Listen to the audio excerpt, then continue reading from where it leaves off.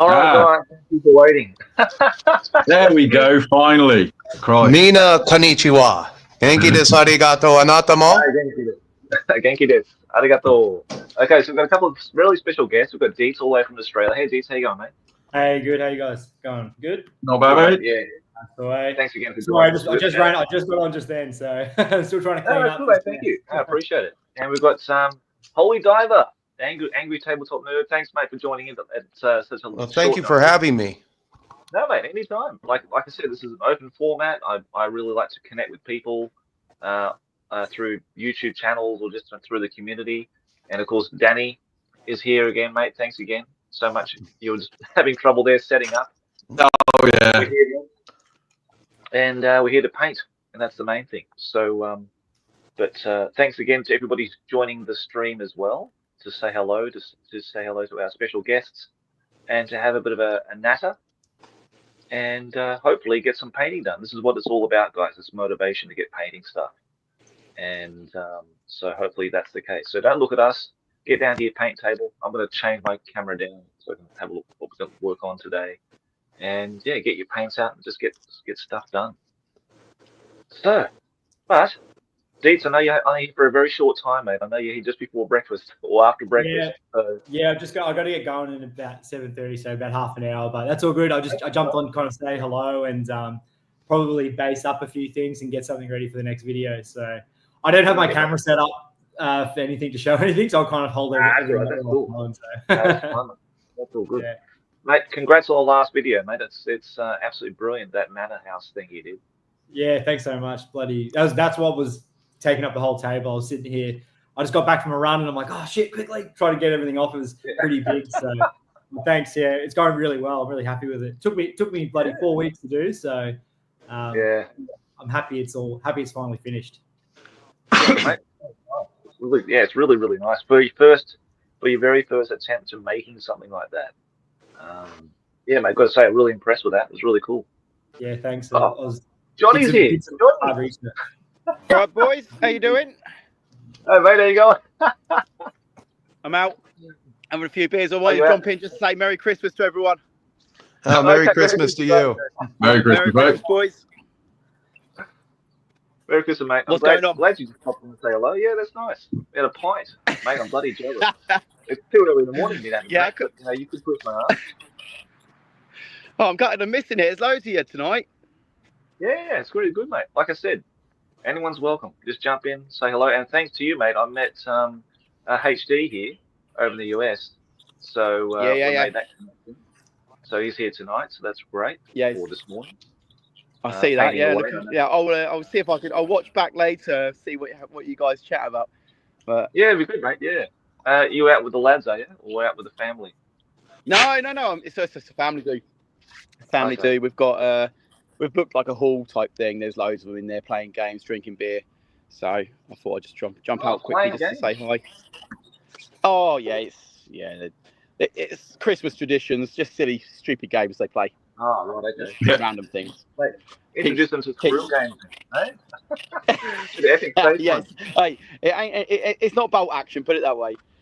Yeah. So like snakes and ladders meets beer. Yeah, that's it. What it sounds like. Yeah. All right, good on you, mate. Well, I'm glad you're having a good time with the family and friends there. That's good. And sneaking a few beers. Nice one. That's it. Well, that's what it's about, mate. That's what it's about. Yeah. What are you guys working on tomorrow? Yeah. If I can, I'll get on there tomorrow. Yeah, of course I will. Okay. All right, mate. That sounds good. What? Just before I go, what are you guys all working on? I've got more chaos stuff on the desk. Nice. Here you go. HD. Yeah. I am working on some Conquest, Last Argument of Kings Archers for my 100 Kingdoms. Nice. And I'm doing some Man of War Chaos Dwarves. Hey. Nice. Thanks for free. Happy days. And Josh, what are you working on, mate? What are they? My Gathering of Might challenge. This is the thing I've got to finish by the end of the year. So this is the those white lines. Not white lines. I keep calling them fucking white lines. They're the Knights of the White Wolf. Cool. You know what I'm talking about. Yeah. Oh yeah. Oh. Even when I'm sober, I can't string words together, mate. You know what I'm like. Quality. Right, Going guys. blind, going into insurance, so. Depending on how long are you guys expecting to be on there for? It's going to be a few hours or Oh, a little while? Until one of us decides to call it. I don't know. I'm happy just to keep painting until Cool. Well, we've if had you're enough. still on, I'll check later. If you're still on by the time I get home, I'll jump on. Yeah, fine, mate. Yeah, anytime. That's fine. No problem. Cool. Yeah, I've probably got a good 2 or 3 hours in me at least, I Guys. reckon. Danny's assault. He's going to soldier on, mate. He's good like, stuff. just keep going. And HD's got plenty of time. Yeah, I've got plenty of time. I might be wrecked by the time I come on. That's all right. That's even I better. might be wrecked by the time I come Like on. I said, That's good. I've got a bit of sake with a sake here. Maybe a coffee and sake won't go astray this early this afternoon. I'm not going anywhere. So. I have to go and get myself a glass of whiskey, actually. I feel left out myself. That is a good idea. Yeah. And HD, you get something down your neck.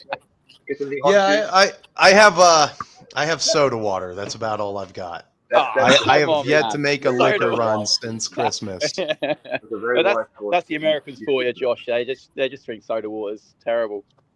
That's a great way of approaching it. I think I wish I did that like about 20, 30 years ago. It'd be fine now. There's a channel I watch called Combini Confessions. Oh, shit. And there's I'd have to say that in Shibuya, Japan has a drinking problem. Oh yeah, mate. Most people who work and live in Tokyo have a drinking problem. Okay, fair enough. I've seen Japanese businessmen with just not even look where they're going, like just stagger out of streets in Tokyo, and I'm just thinking, how's this poor bastard getting home alive? You know what I mean? There's nothing more fun than walking around Tokyo on a Saturday night and around where's that district? Roppongi. Oh, Roppongi. Yeah, it's pretty wild. Yeah, mate. Yeah. Well, luckily I'm secure here within cotton wool in the countryside. Right, guys, of Japan. I'll leave you to it. But I just wanted to say Merry Christmas, but I don't see you later on. Have a good day. Merry Christmas. All right, have a good one, Johnny.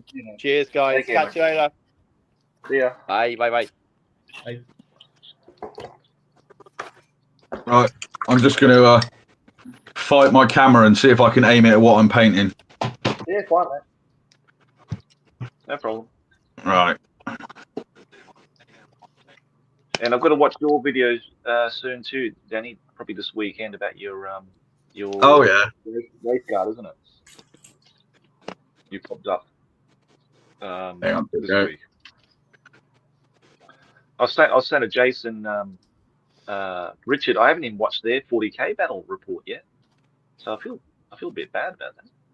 But just no time, mate. Yeah. Over Christmas and everything, And of course, I'm bloody working here because it's Japan. See, they don't have public holidays here, so I was working until Thursday. Oh, grief. Right, that is not working because the phone's decided to move upside down. Mate, looks after a few drinks, will be straightened out again. No problem. Yeah. Right. Hang on. Let's see if I can sort this out. 1 second. And I hope those Chaos Dwarves are making over to Japan later, Deets. Next fingers crossed. Fingers crossed. Yeah. Because half of it's for me, and then half's for a friend. So I'm going to try. Yeah. I'll try track down the half that I don't have. But yeah, I'm really excited because I've never painted any Man of War, and I watched your video, and it got me really pumped for it. So, and then someone messaged me and was like, yeah, and I was like, all right, sweet, I'm going to do some Man of War stuff. So, and this year I'm going to try paint as much stuff that I wouldn't usually paint as possible. So, in different games and stuff. So, yeah. Epic Space lay off too much of the old world, or the old fantasy. Well, how about, because I know Danny does a lot of 40k, and I was thinking today, you haven't really done 40k stuff. So, is 40k on your... I've done a little bit of Eldar, like a few little bits of Eldar and stuff. And then for Olden Demon last year, I did paint a. You did too. That Space Wolf, but yeah, it's not that much. But this year, I'm gonna do a lot more. I think I'm gonna do. Yeah. I've just got a. It's just weird. I made a promise to myself I'd only paint stuff that I wanted to paint. Stuff that I'm interested in. So But there are a few models that I'm interested in, some older 40K stuff, which I really want to get around to. But yeah, so this year I'm going to try to mix it up a bit. Okay, that's good, mate. So we'll see how we go. But that even that Empire release today, I woke up early for it to try and get some stuff because I wanted to get a war wagon, but in Australia we couldn't pre-order anything. Oh, really? Yeah, I looked at it and it was just saying coming soon on the thing when I clicked on Australia. So unfortunately I couldn't get a war wagon today. But anyway. So why does GW hate Australians? That's all I want. I've always asked this question. They have a visceral hate. I've noticed that there's a visceral hate for anyone who comes from the Commonwealth. They're just jealous. They're just jealous because we got so much in here. Nah. You got sunshine and lobster.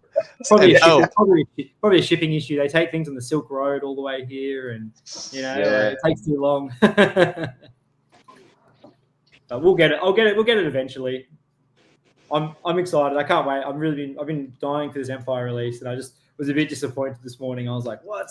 Damn it. But anyway, what are you gonna do? Yeah, that's strange. I know. Yeah, I know.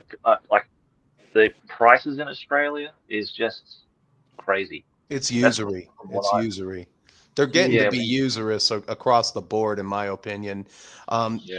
They have a lot of ways to enter the hobby, but I really think that they should start just promoting one way in, and even that's like the Space Marine, the current Primaris Space Marine box set. It's rubbed me the wrong way. It's 12 guys for $170, and I'm just like, okay, you guys are getting to the crazy. Bloody hell! See, I don't know anything about this stuff. I never look at prices for GW stuff nowadays. You know what I mean? So I am totally out of context with all that kind of stuff. But I know it ain't cheap. Even the new Lord of the Rings box set, which looks nice. I quite like that. That's probably the only aspect of games which are modern games which I'm sort of interested in. But I'm not even going to look at the price because I just know it's going to be. It's weak as hell.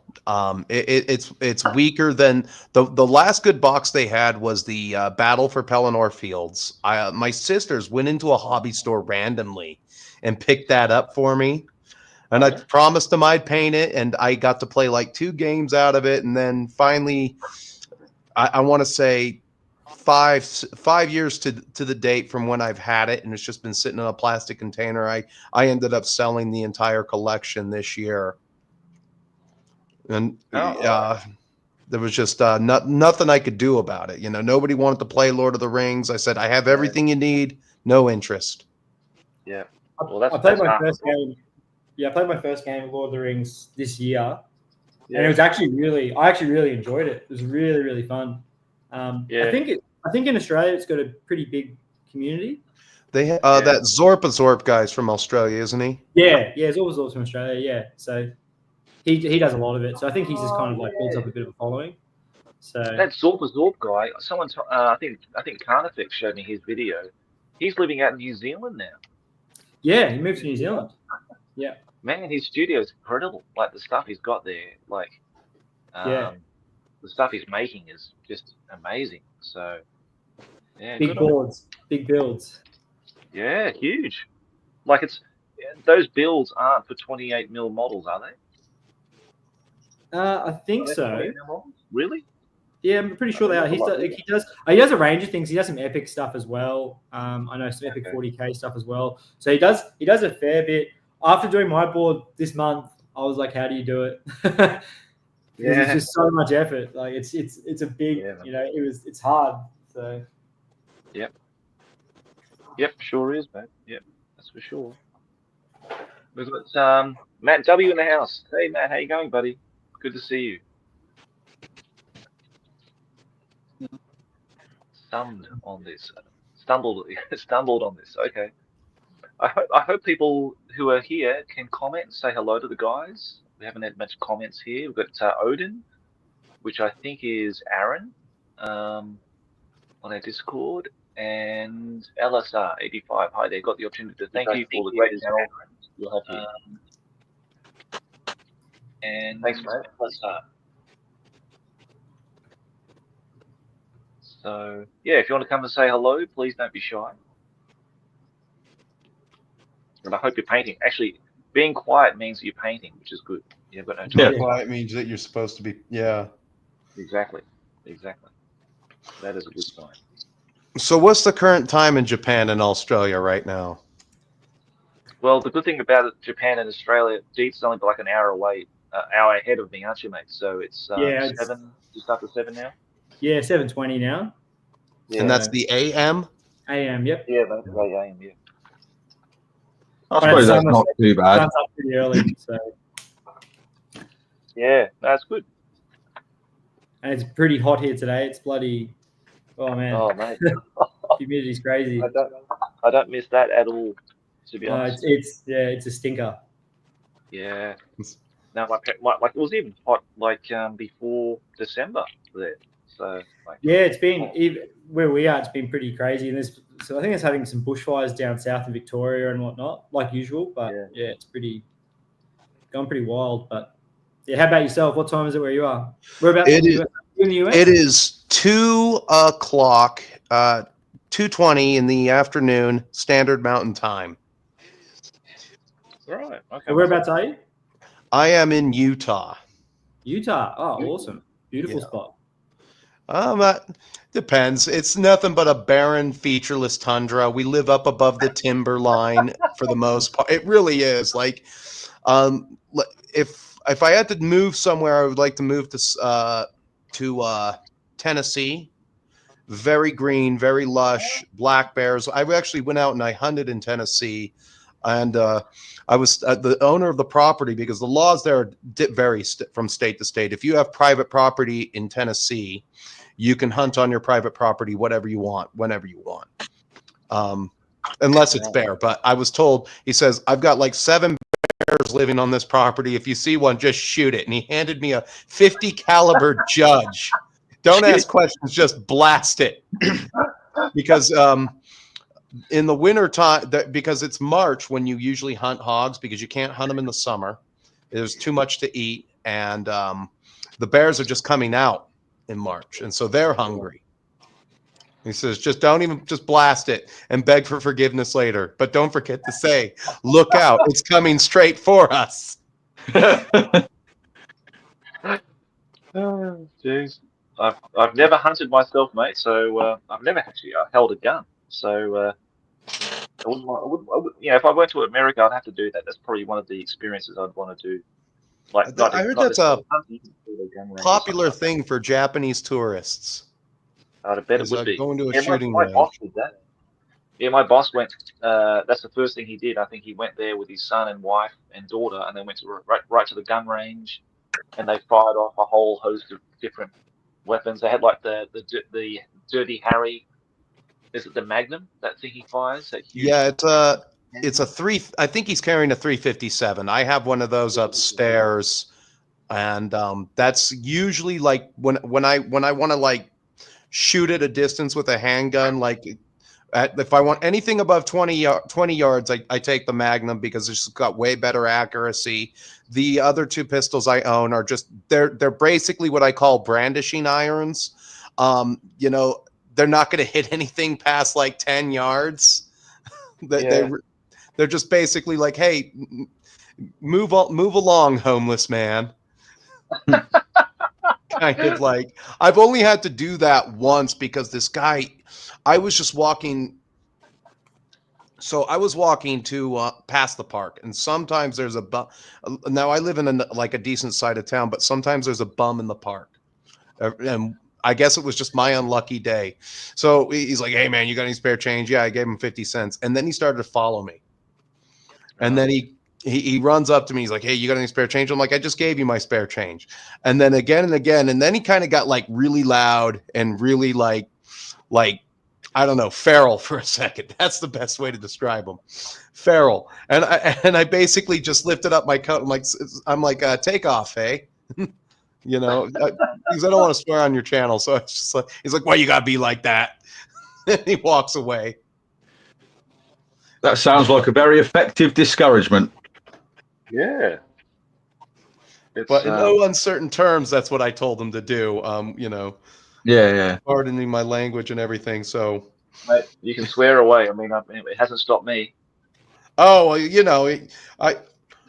I use the Brave browser, so I don't know who's monetized on there and everything, and it partnered and stuff like that. So that's why I was. But you know, in no uncertain terms, I told them to get away from me. But fuck off, basically. As yeah. our Aussie friends would say, "Fuck off, mate." Usually that works. Yeah, usually that's a great deterrent. Yeah. Yeah. So I'm interested. What brought you to Japan? Women, food, Okay. and booze.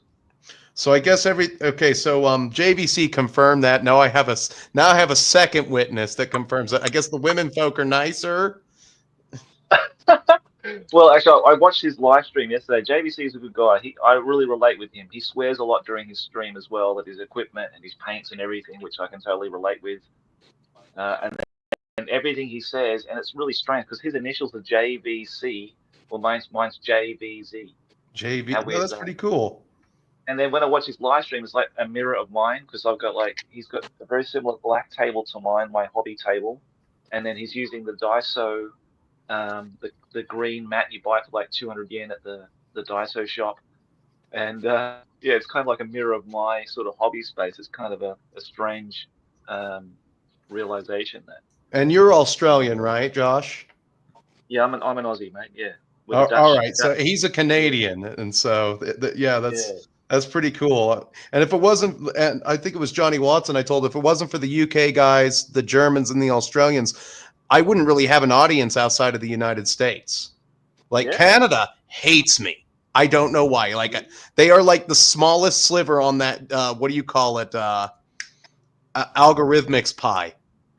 Okay. Why the hate? I have no idea.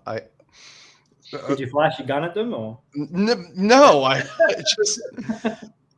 have no idea. I guess YouTube algorithm puts you through different filters and everything. And of course, I stream on Rumble now. Mostly when I do my Hangout live, it's on my Rumble stream.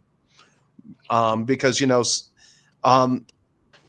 if I do a show, it'll go out on YouTube, and if I'm lucky, I'll get 80 likes, and then I'll see like 40 the last straw for me really was I released we did the Battle of Marathon. Me and the Ranger did the Battle of Marathon, and I watched very carefully and everything like that. And I think that YouTube had pulled it within, I want to say, a span of 3 weeks, somewhere around close to 70 likes off of that video, and deleted I want to say 20 comments that they wouldn't just let me respond to. Like, oh, I have a comment. Well, I'll go to respond to it. Comments deleted immediately.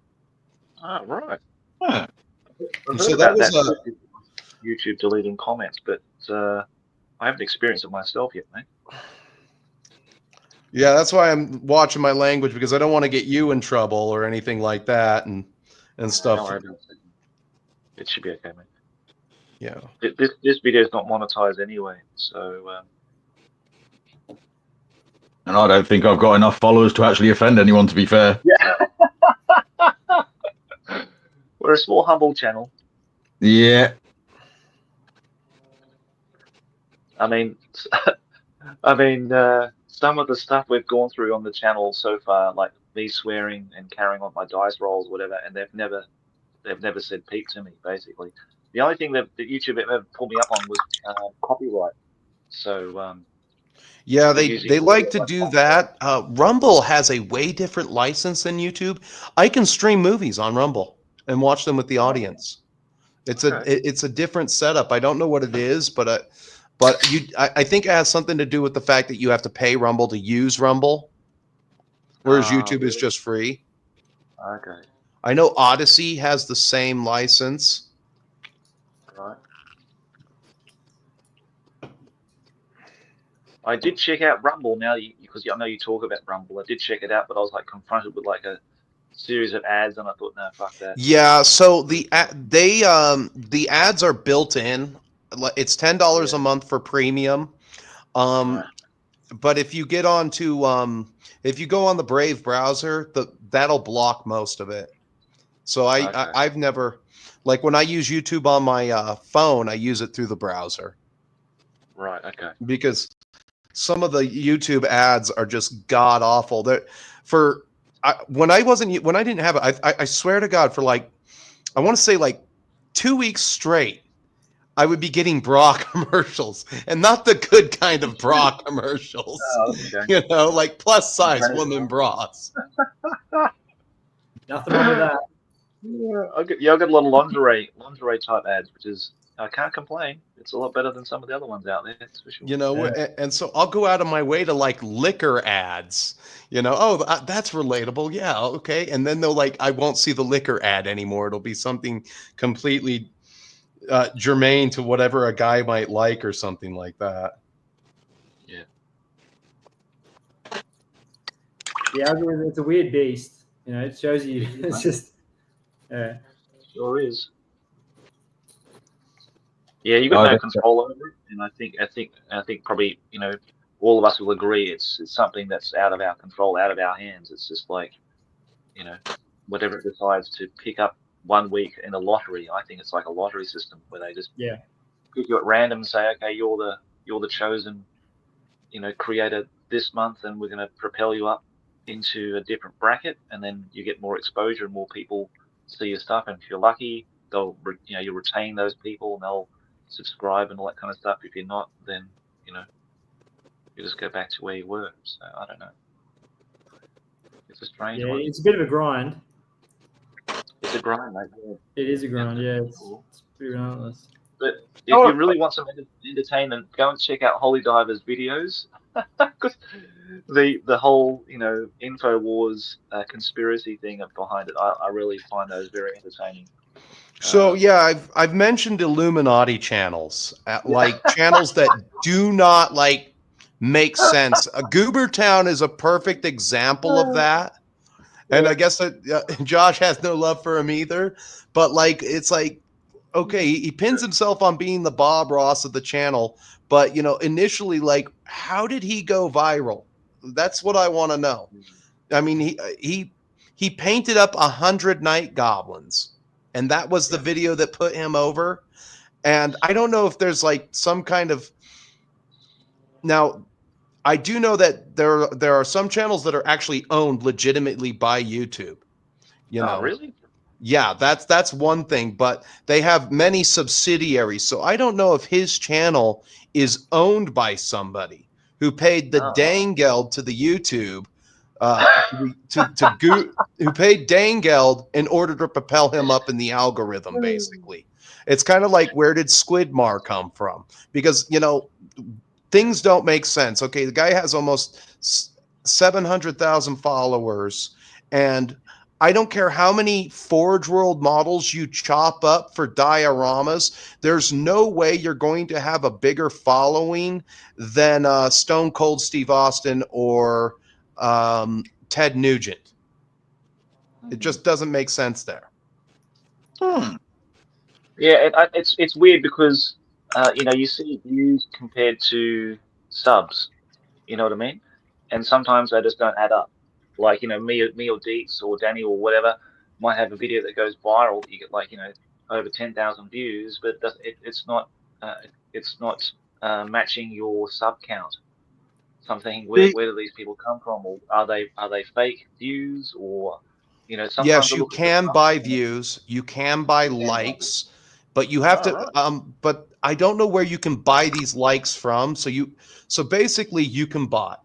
I don't know how you do it, but there are these things called Chinese bot farms, and they can probably give you an initial push, like a sub, a like, a comment, and that's coming from one out of 20. Let's say there's 20 cell phones on this guy's desk, and he just subbed all of them to you and everything like that.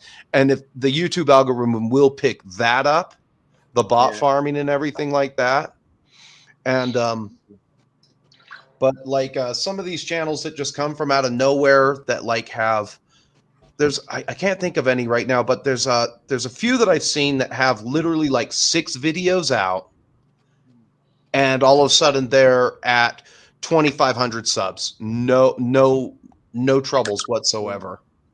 Yeah.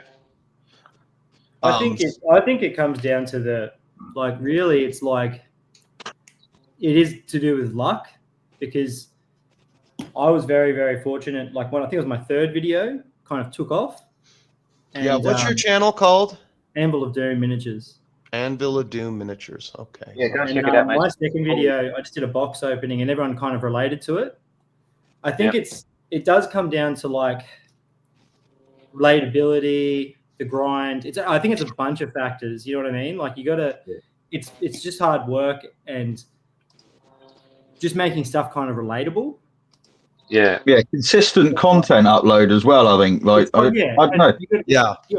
Content upload is something that kills me. If you're consistent, people want to stick around. You know what I mean? Like, they're not. If they're looking at the app once a week and they see that you got a new video, it's kind of like you're training the brain to kind of, you know what I mean? Like, and people want to kind of come to it. It's like you've got something there for them all the time to kind of watch, instead of like a irregular uploading and stuff like that. People kind of forget about you as well, I feel. So it's just a beast. It's just a game. It is very much a game, and the goalposts always change. Mm. See, for me, it's kind of. I think it's very different for me than it is for you guys. I mean, I barely even hit 400 subscribers at the moment. And to be fair, my views usually I get more views than I have subscribers, and I think I gain usually roughly about 20 odd subs each video that goes out. So I mean, I'm early days. You know, I mean, I've only been going a year. Yeah. But it seemed like I reckon I want to try and get to like at least 2 videos a month, because I'm still stuck on doing 1 video a month at the moment, trying to fit them in around working part-time and things like that as well, because I also do commission painting for a studio. So sometimes if I've got jobs in with that can take away the time that I need for painting models for the YouTube channel. Do you do mainly painting videos as well, or like Yeah. I've ended. It's weird actually, because when I started doing this, I didn't actually want to do like painting tutorials, so to speak, because I've not really, I've never really considered myself like worthy of doing that. Because I watch people like you said, like Squidmar, things like that. Like their level of painting is way above what I do. So I thought, I'd probably try and steer away from it. But I've ended up actually doing the sort of tutorial style videos, just because I think it's, well, from what I've read in the comments, it seems to be that I do things relatively, I don't know how to put it, like paint by numbers, but without the numbers. Yeah. I think, and just keep it, like you say, like quite relatable to people as well. Like I think, like you were saying about Squidmar, like one of the things I think propelled people like him way up there is because he was doing such the over the top videos, maybe. But so like, I try and keep it to the more like this is what you do for everybody can do at a painting desk sort of thing, rather than the 1 or 2 people that can actually afford this stuff. Yeah, and Squidmar, what you got to say about Squidmar as well? He's got a really good production. Yes. From an outsider looking in, it's very easy to watch. His editing, the music, all that stuff there kind of adds to it as well. So when you're an outsider from the hobby, you don't even have to. I got friends who don't paint Warhammer or even in the hobby, and they're subscribed to him, and they send me his videos every now and then. And I think it's because they're like, oh, you're into Warhammer, here you go, send it to me. And it's because that you gotta look past it. Like, what is it? It's there's a whole thing behind it as well. He's got great editing, consistently uploading. He's working hard on that, and that's like the thing, what he's doing. But he's built that up over time, obviously. And when you build it, you get more money. You can get an editor, someone to hire to help you paint, and all that stuff. And it kind of becomes a small little company. So the stuff that I guess we're doing is it's a one-man show, and it's hard to break. And there are a lot of, and during COVID, obviously a lot of channels came, a lot of people tried it, and there's a lot of channels out there, a lot of people doing the grind as well.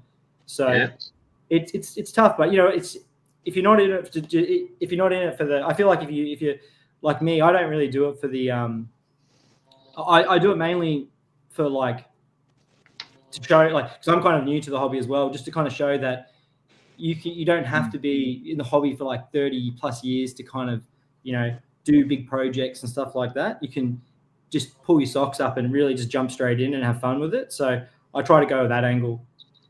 I don't know, rock nerd like me then, Deets. Sorry. not an old grognard like me, mate. Yeah, bloody hell, nothing but trouble. Yeah, I've turned up the old grump factor. Yeah. I've gotten comments before. Oh, guys like you are the reason I stay away from the game store. And your response to them is good. We seem to be doing our job. So yeah, so the show, oddly enough, kind of follows that. There's a channel called Tabletop Time that's fallen on financial hard times, but I was kind of just like looking through and investigating, like, what did you spend your money on, douchemonger? That's the guy with the man bun. What did you spend your money on? So, you know, I mean, they've got a lot of patrons. It's almost 6K a month. All right. And this doesn't affect like Aeons of Battle, where I backsplashed against them a little bit because they're a 2 or 3 man operation. And, you know, but the guys they've hired this female presenter. So there's a money sink right there. They have an editor. They have a couple of other people running around.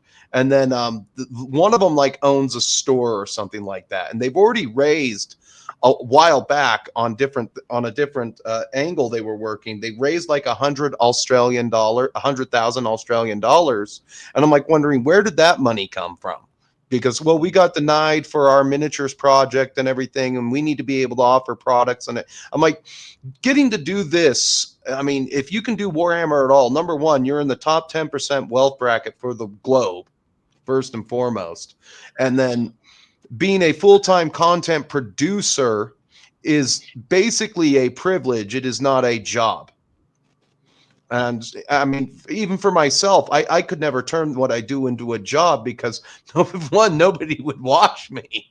I am the hate monger to a certain extent, but the vibe I get from Tabletop Time is that they are a tourist channel because they've got like 5 games of Sigmar.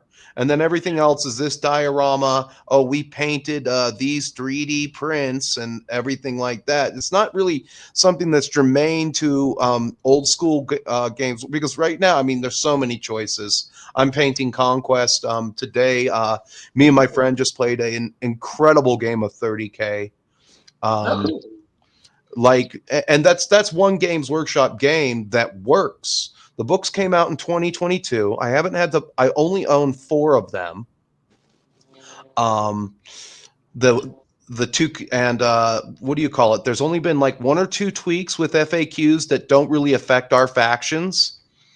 And everything works. Whereas like 40K has been an unmitigated disaster. So I did watch that video you gave me from the butt clapping captain of the Bussy Patrol.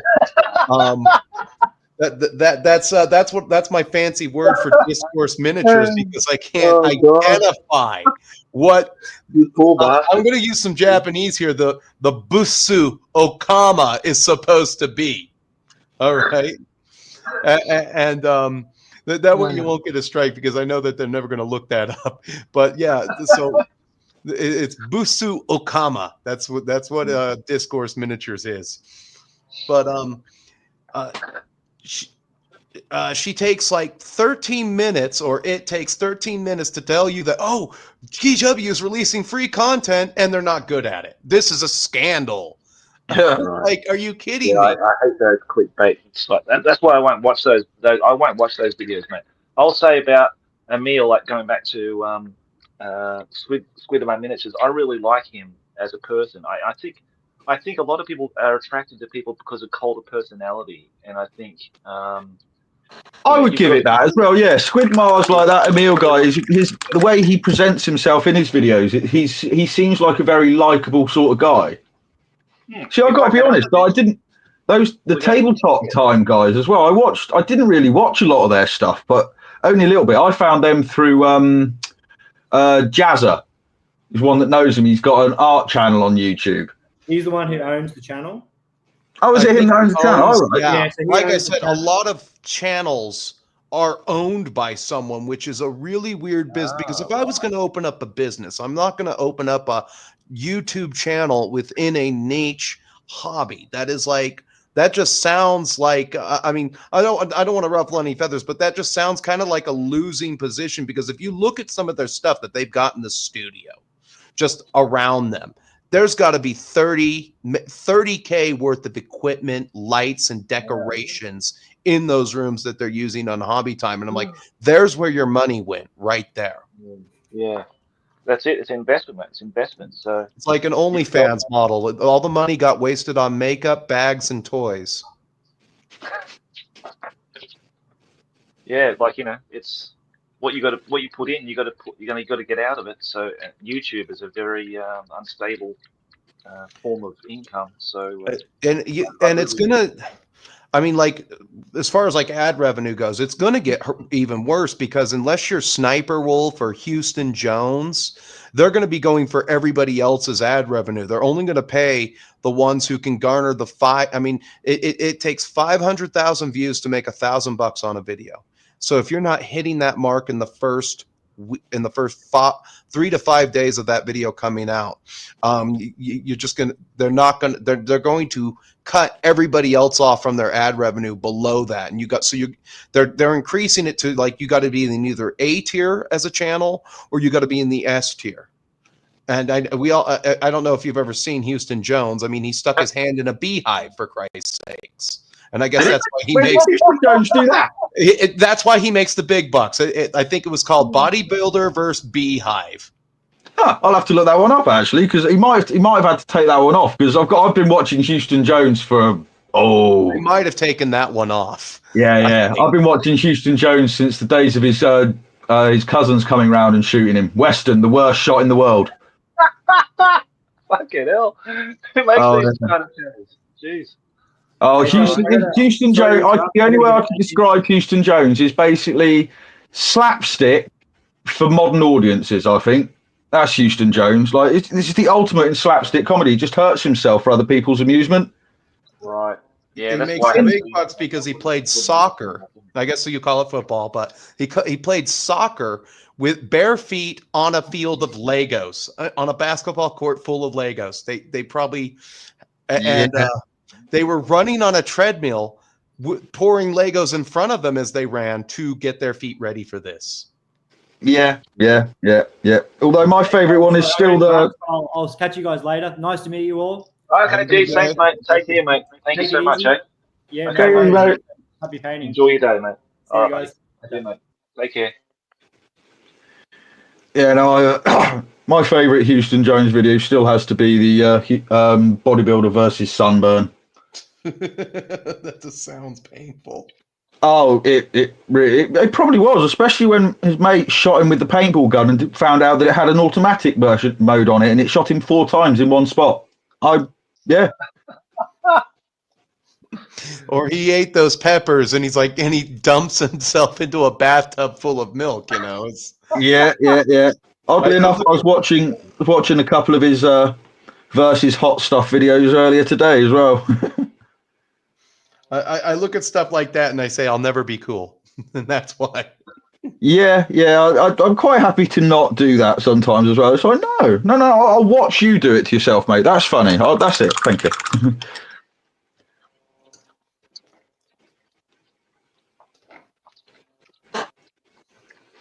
How are your Knights of the White Wolf coming along there, Josh? Yeah, getting there, mate. Getting there, bit by bit. That's why I said I'm going to do the stream for like the next 3 days, something just to get these guys finished before the because it closes at the end of the month. Oh yeah. The December, and if I don't make this one, I've already taken my mulligan, so then I'm out. Uh-oh.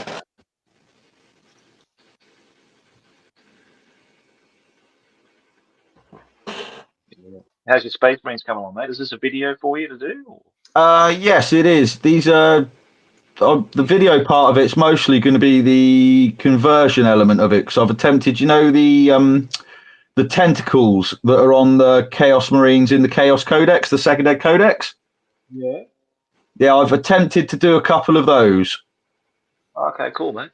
Scratch build from green stuff and whatnot. One of them looks all right. The other one I'm not too sure about, but hopefully it'll sort itself out in the painting.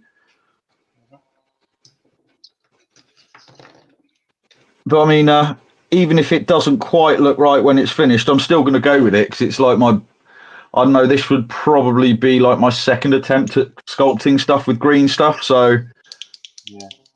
No, that's like I said, that's part of what I try and go for, or what I've ended up going for on my channel is like showing that you don't necessarily have to be a master to give these things a go. And even if they don't come out absolutely perfect, like still go with it. I've stressed that on my channel 100 times. You know, you need to grind, and then you'll get slightly better, and you just you keep going with it. You know, I think so. You know, I mean, I think a lot of people get in and they don't understand that, like, that one box of soldiers, that's the hardest part of the hobby, is getting through that first box. Yeah. That is Yeah, that's fair. Yeah. Painting that first 10 men is like, that's the hill to climb, isn't it? Really? that's the first hill, and then, you know, so a lot of this stuff, I guarantee, ends up in the trash bag because they just didn't expect that, like, you know, each one of these hoplites was 6 pieces. Yeah. That's the why you should beautiful go thing about. metal. Carry on, Josh, mate. Sorry. I was gonna say, just let's go metal. I love the one-piece metal. You know, it's just one piece. Yeah, that was literally what I was just about to say, mate. I've gone back to my old hammer, everything else like that. So it's everything from when I was a teenager. So yeah, it's maybe you might have 2-piece bodies, like the legs and the torso, and then you got like the arms and shoulder pads and weapons might be separate, but not in all sculpts, you know. Yeah. I think you're like me, mate. I went back because I did Infinity for a long time. That's that sci-fi game from Corvus Belli. Yeah.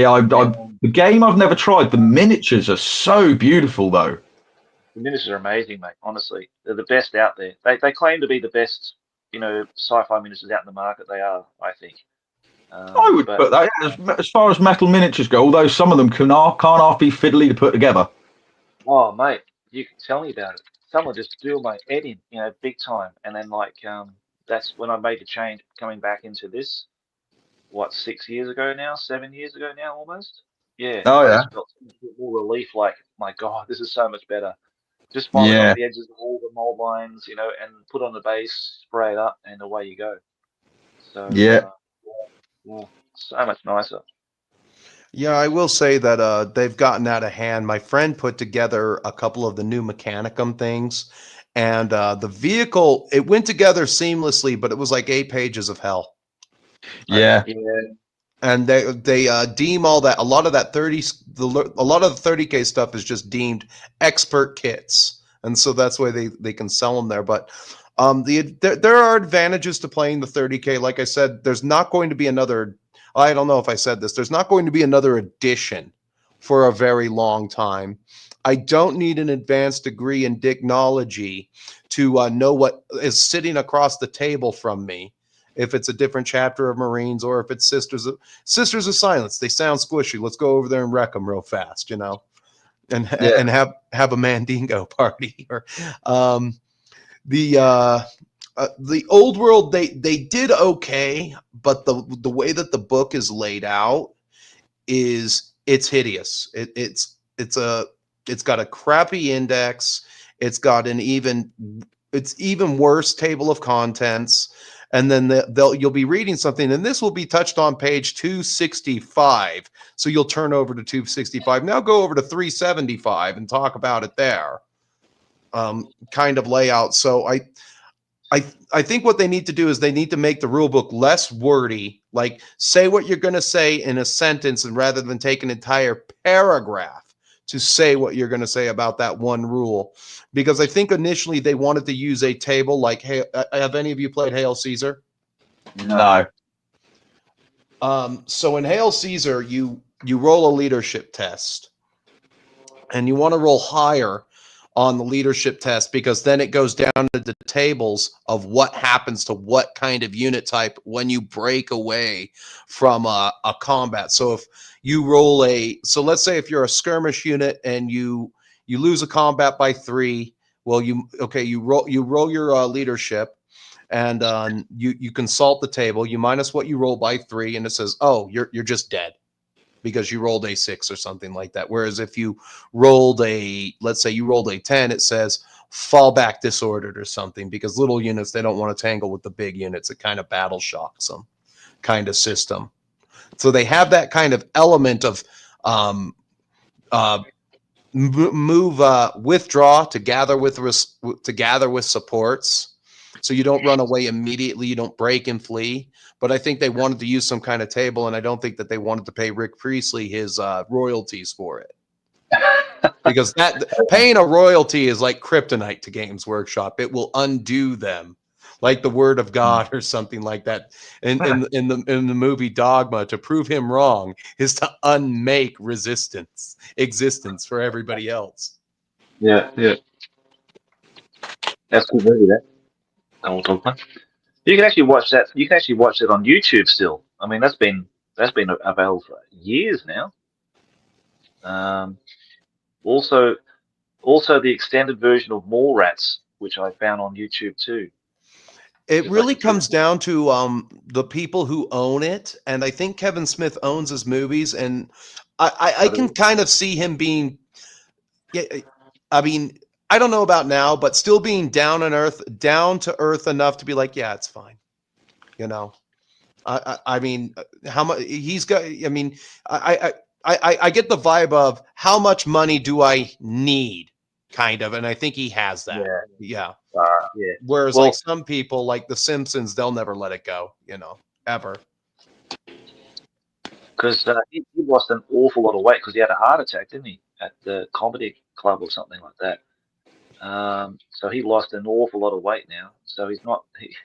I know I know they were producing another Silent Bob and or Jay and Silent Bob movie, but I never got to see it. I don't know if it's ever been out or whatever.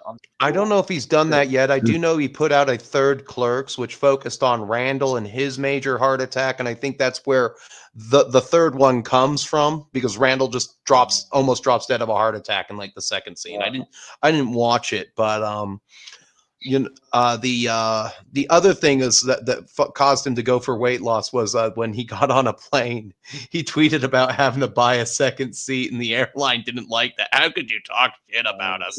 You're Delta, you'll get over it. You know, I was complaining. One thing I found funny, I was complaining about a Delta flight back from Tennessee a while ago, about just like how I tried to upgrade. They had a seat open for me to upgrade into, and I never got the seat. My credit card wasn't charged, but I tried to get that seat, and they wouldn't give me the seat. I was just basically ignored. And then nobody in my family seemed to care when I complained about it. And then later that night, I'm watching. I see Bill Maher on Overtime complaining about Delta and how bad it sucked. And I said, at least I'm not alone.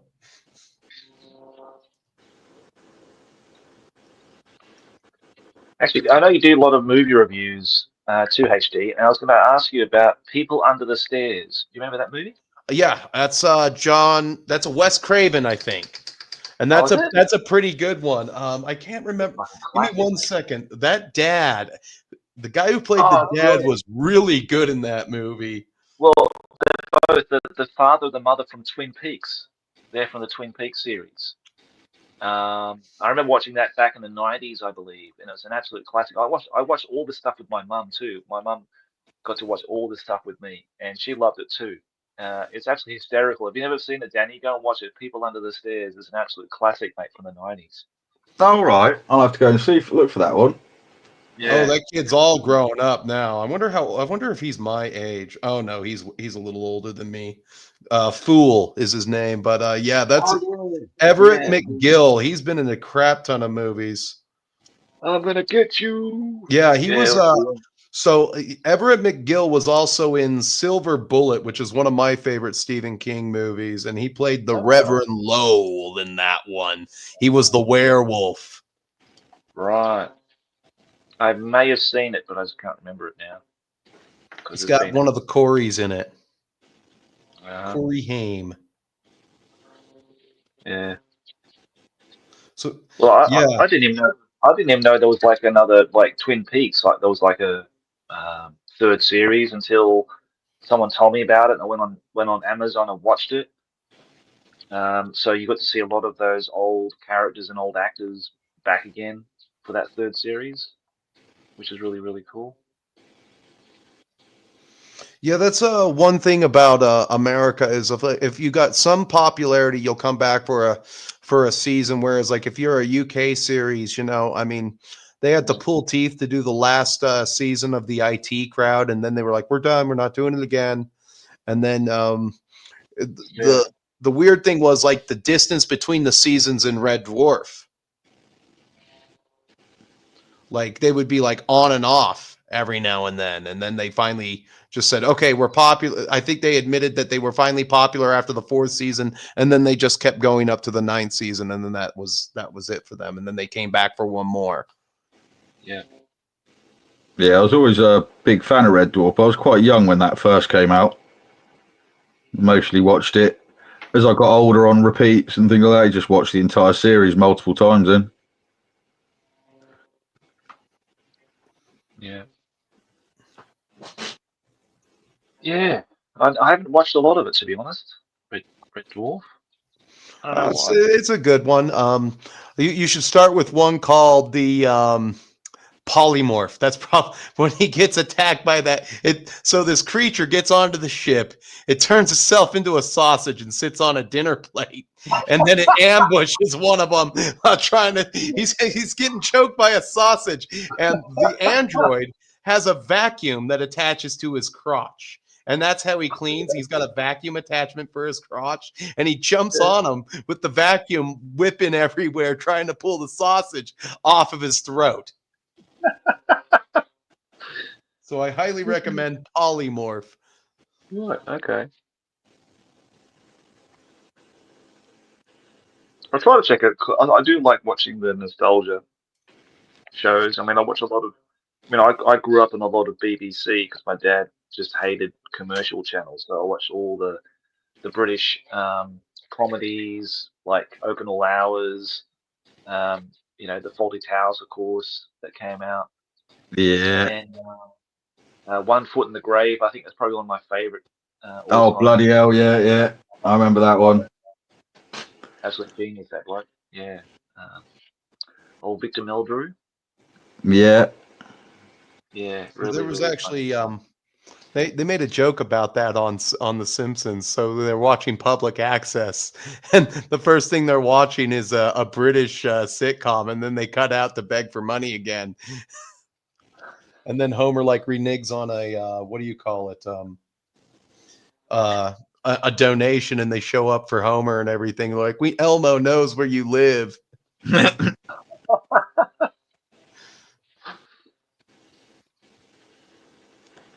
Of course, we have British people. They're all on PBS where I live.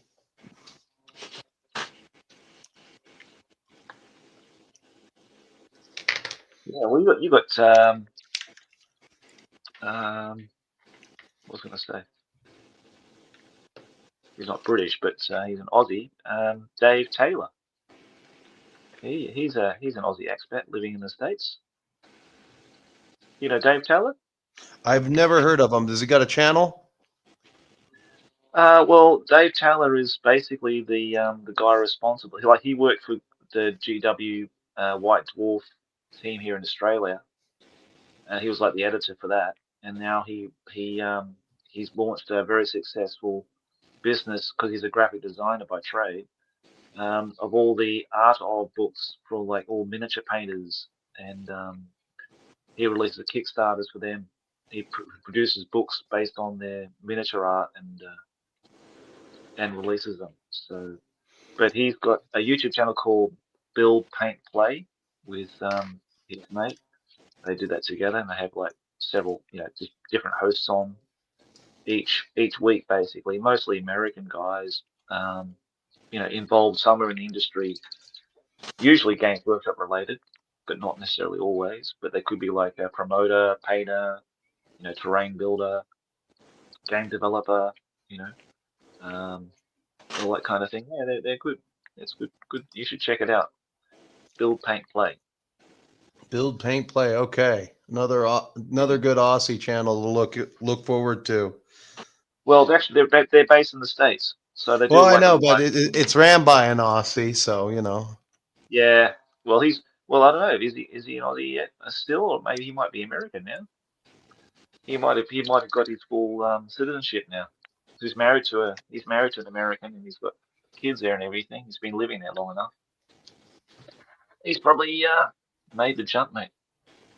Made the jump. I didn't know you could lose your Australian card. So the stereotype that stopped for me was Mick Dundee, which is probably Yeah. That's kind of like that's about as far as I've evolved right there. Probably dating myself with that one. But if there are any kids watching, they probably don't even know who Crocodile Dundee is. Yeah, And, that was massive back in the 90s, wasn't it? That movie. That was an 80s one, but what was so one thing that's since we're on the subject of Australia was like Japanese girls want to go to Australia for some strange reason, and I don't get that, because like it's crawling with bugs that can kill you, like the coconut spider or the fear snake. And then like there was one guy I can't remember, it's an Australian guy I watched, and I said, you're in flip-flops? I would be in steel-toed boots everywhere I go if I was in Australia. I would literally be in the biggest shit kickers I can find with like 2 pairs of socks on. Terrified that some scorpion or poisonous critter is going to get at my feet. Yeah, I can't live without my what we call them thongs in Australia. Your boot sandals, your flip flops, and I can't live without them, mate. I've got like 3 or 4 pairs here that I wear all the time. Even my wife just says, "You wearing these?" And like it's like spring or something. I said, "Yeah." It's like it's not cold, you know. I'm Australian. It's in my blood. I can't let them go. We can't help it. It's in our blood. I get it. Yeah. Shorts and big set and thongs on, mate. That's the Aussie style, you know. And but yeah, like when I was growing up on the Gold Coast, especially in Australia during the 90s, and yeah, it would have been the 90s, early 90s. A lot of Japanese people came to Australia, and even my very first sort of older mate that we gamed with, he was married to a Japanese girl, and I actually got to watch a lot of the anime through him, because he would go to Japan and he would go with his with a VHS and get the all the tapes recorded, or whatever, and bring them back, and then we would just sit there and watch things like Berserk. I watched that with him, and another one that was like really violent, like there was like rape scenes and all this kind of shit. It was just kind of bizarre, but yeah, Was it Hotaku no Ken? I don't know what it was called, mate. This is a long time ago, and I had no idea about the titles. But basically, I think it was kind of like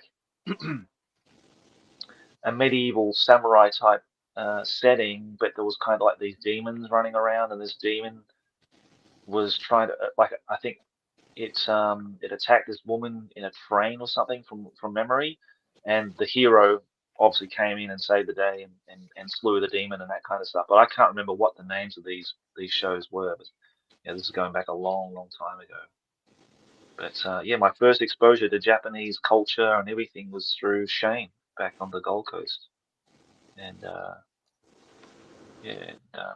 meeting his wife and everything. But yeah, like all the signs and everything of all the stores back then were all in Japanese. He could speak Japanese, and he with his wife ran a like a touristy type duty free shop, selling jewelry and all that kind of stuff at that time. So yeah, that sort of triggered a memory, because I haven't thought about that for a long time. But yeah, that was my earliest memory of being exposed to anything Japanese at that time. Then. So what started me on the path to learning and everything? I actually got the book on learning out of right here. I'll bring it up for the camera. So this is about where I'm at. Elementary school Japanese 1, and this is Mina Nihongo. Yeah. And so nice, mate. Good on you. What's started is that I saw a while back, like probably 3 years ago, I watched Yojimbo again. And I said, I just really want to know what these people are saying in the literal sense. And so I started to listen to phrases. I bought a For Dummies book. Then I started to learn the alphabet. Then I kind of just go I go at a pace at about 20. I haven't done anything this week. I've been too busy to do it this week, but usually every single week I'll sit down for about 20 or 30 minutes a day and I'll drill vocabulary and practice some writing, kind of like I'm learning music or something like that. That's great. Oh, that's good you're doing, man. You're doing a lot better than I am, mate. I haven't studied in a long, long time. And it shows because I don't know shit. I can just barely make it, in daily conversation with people. I can just get the gist of stuff. I think that's what I'm doing. I'm really just grasping the gist of what they're saying. Like I had some friends over last night, and he's a really nice guy, Shoji-san, and we went out and grabbed some dinner, and he was talking to me in the car, and I could just get the gist of what he was saying, but then I said something and he got the wrong idea. I said, no, it's okay, mate. He was talking about like New Year's Eve, and I think he was trying to ask me what people do in Australia to celebrate New Year's Eve. So I was thinking that he was talking about, I thought he said, how about you come to my house and let's do New Year's Eve together, and that kind of thing. So yeah, a lot of things get lost in communication. I feel really bad about it because I've been here long enough to have learnt the language, but it just hasn't. Even though I have studied it. Oh, good. But it just hasn't clicked. And it's a real shame because my son now is just miles away ahead of me. Like I can't understand half the things he talks about now. Because he's into his Pokemon craze and. Is he young still? He's only 8 years old. Wow. So, but his Japanese has progressed so much that I can't keep up with it. He's just way off, so which is great. Obviously he needs it way more than I will ever need it. So, mate, it's a great skill. Learning another language, fantastic skill. I really respect and admire people who can do it. Well, I've been telling my nieces and nephews that, the future, if you're going to do anything in business, the future of business is in Asia. You're either going to learn Indian, you're either going to learn Japanese because they don't speak any other languages except Japanese. They're notorious. I didn't even think, I bet you Koreans have just as much trouble over there. Right. They're notorious for not even knowing that. Yeah. Yeah. No, it makes sense, mate. It makes sense. I suppose a lot of people are going to be learning Mandarin now because it's obviously another language people need to use in business as well if you're thinking about working in Asia. But yeah. But I do love the Japanese language. I think there's something quite beautiful about it in comparison to other Asian languages that I've heard and listened to. They've got a cuteness to it, I think, and there's a cuteness and there's a harshness to it. I think there's a nice blend. I could say the same thing about my parents are Dutch, so I've been brought up listening to a lot of Dutch, and comparing that to German, even though they're kind of similar in some respects, I still like Dutch because it's got sort of a very nice softness to it, and I think Japanese has also got that as well. But yeah, Danny, what language is you learning, mate? Mate, I can just about speak English. That's about me lot, to be fair.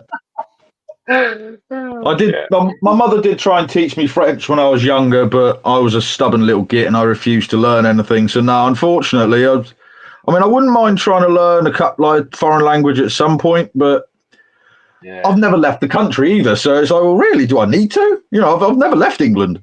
It'd be nice to leave. Yeah, well, that's it. You got to have the incentive, and that's the thing, isn't it? What drives you to do something like painting, for example. What kind of nutcase would want to paint little small miniatures like this and spend hours? Yeah. No, that's very true. No, like I say, no, I've never actually learned a different language, and I've often thought about trying to learn one, but I've never been able to think of one that I want to learn, and I've never had a reason to actually learn it. Yeah.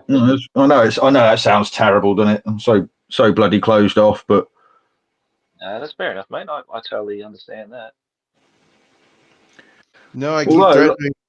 Sorry, go ahead. I was going to say, although Josh, there is one day I would quite like to go over to Japan and actually meet you in person and have like a game or something like that. So that might be a good incentive to actually try and learn some Japanese.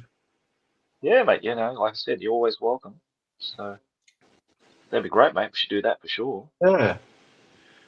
That'd be one to do in the future. Bring some of those Morning Glory tea bags with you, will you, please? I need to sample those. I thought that. I wondered what you were on about. Yeah, Morning Glory means something a little bit different over here, mate. You know, like you said that in the Bring a Battle Live thing, and it's like, It means the same. I know that the connotations are exactly the same. oh, thank God for that. So is Morning Glory an Anzac thing, or is it a British thing? No, it's slang for getting a hard on in the morning. Oh, okay. Morning Glory. We call that Morning Wood here. Right. Because HD doesn't have no idea what we're talking about. Basically, are you familiar with Bring and Battle HD as a channel? Bringing Battle? No.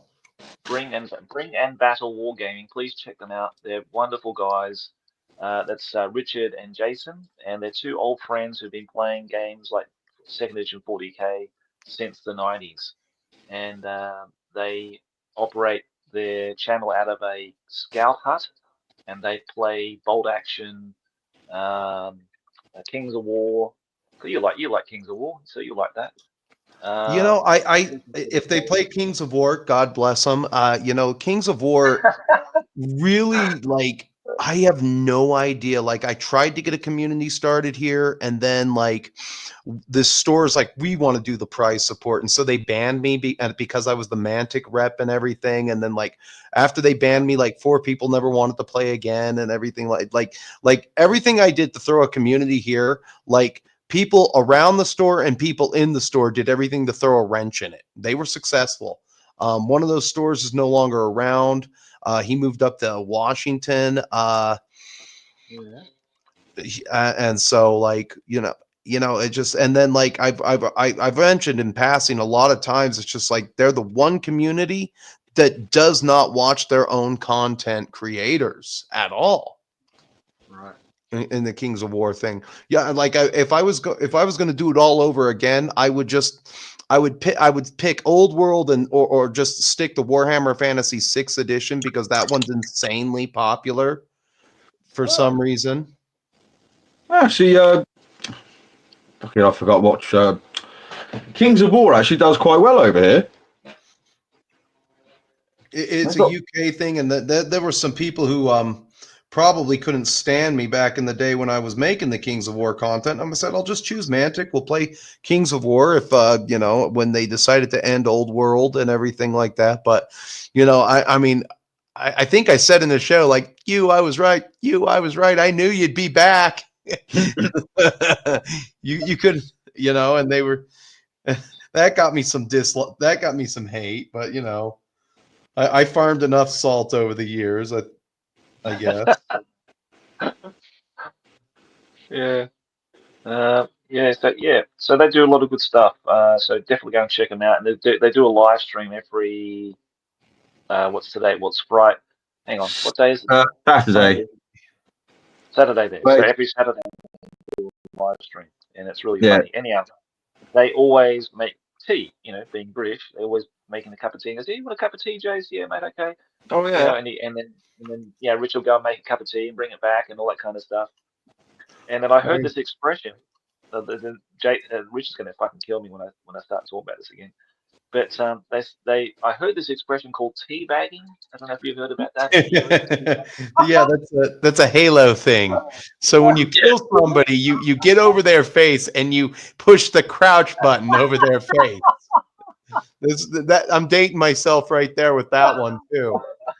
That was a Halo 2 thing.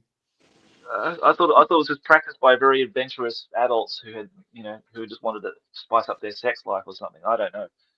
No, but yeah, I had no idea. You say that for when you kill somebody like repeated times in Halo.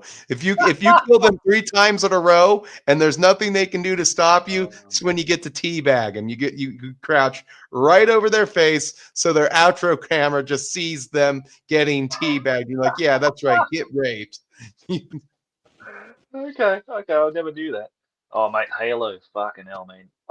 The best days of console gaming for me were getting with my mates, and we'd bring our own TV. So someone had to bring a TV, and of course their Xbox, and we'd go to Brad's place, and we'd set it all up. Well, no, I think it was Marcus's place actually.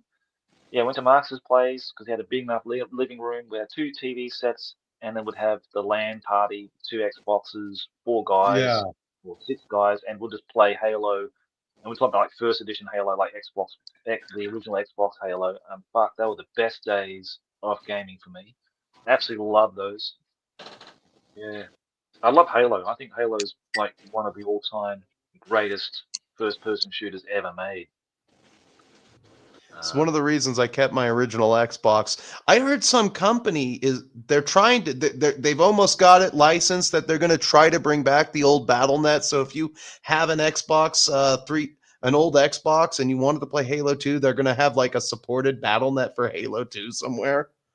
Oh yeah, but I don't. But that's just a rumor. Right. Yeah, I'm gonna get it. I think when I go back to Australia next time, I was gonna find like an old Xbox second hand and grab one and take it back with Halo in it.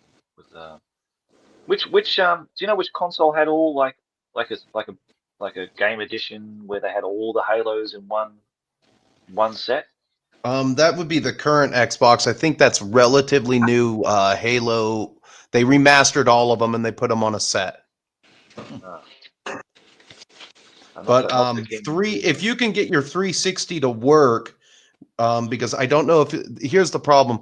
I would just go with the original Xbox because it won't need. It won't need to get online and find the updates for Halo 2 that it needs, and that's the problem now. Is if you weren't there to download those updates, there's nowhere they're supported. So you would need to get at least the current rendition of the Xbox to even play that stuff because it's all online now. Well, this is the thing. This is the thing about the original consoles is that there were no updates. It wasn't hooked up to the internet. So when you bought a game, it was finished, and it was back in the good old days when you actually got what you paid for. Exactly, mate. Yeah. Exactly.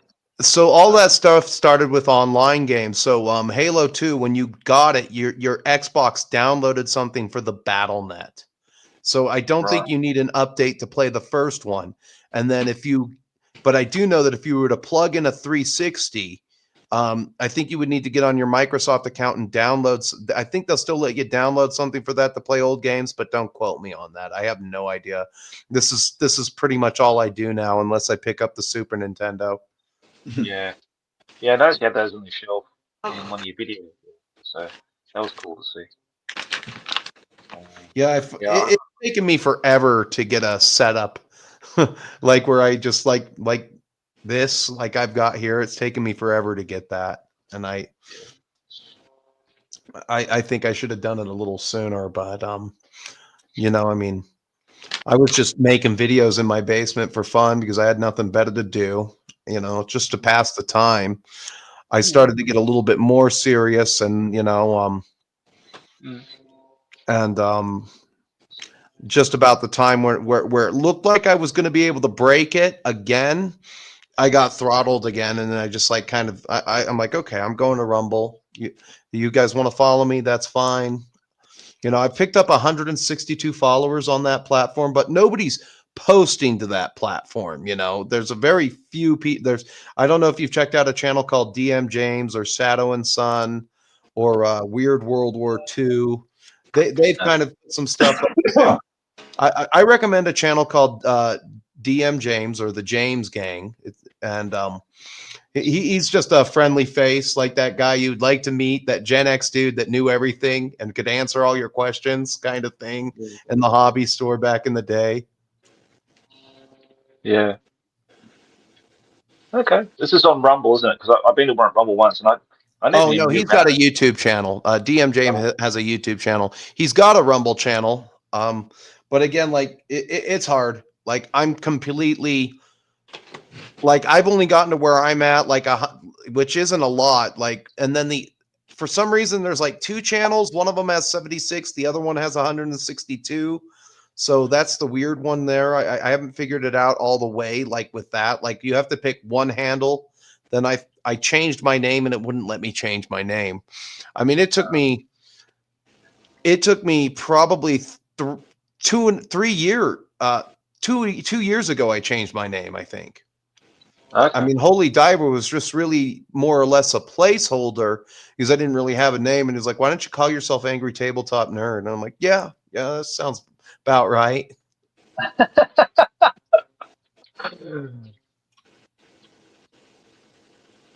Okay. Yeah, I didn't even know there was because I didn't even know there was a song called Holy Diver. So I listened to that just recently too. I mean, Yeah, a huge Dio fan here. Okay, I've lived a very sheltered life, mate. I was sort of the last. I feel like the last person to know about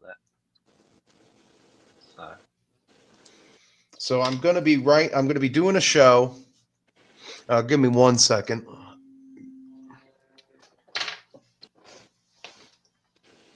Hello.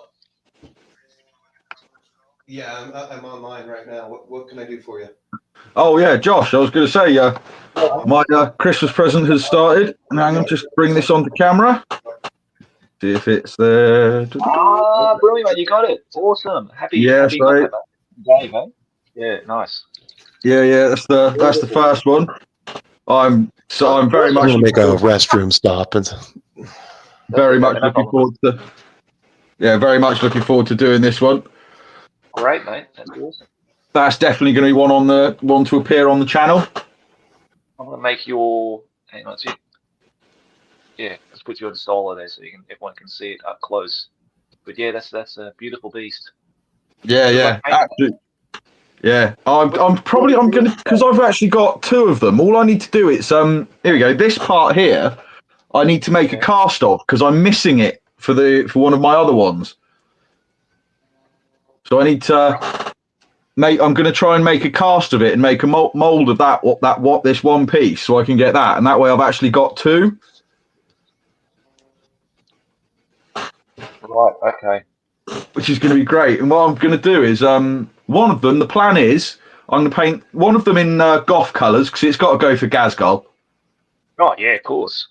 And then I don't know what to do for the second one. Whether to do it in the Bad Moon colours or is it the Death Skull Looters, the other one that's painted up? If it's in blue, yes. Yeah, it's like a mix match of different colours. You got like blue. You remember the one that was in the White Dwarfs? We had the 2 that was painted on the Titan Legion.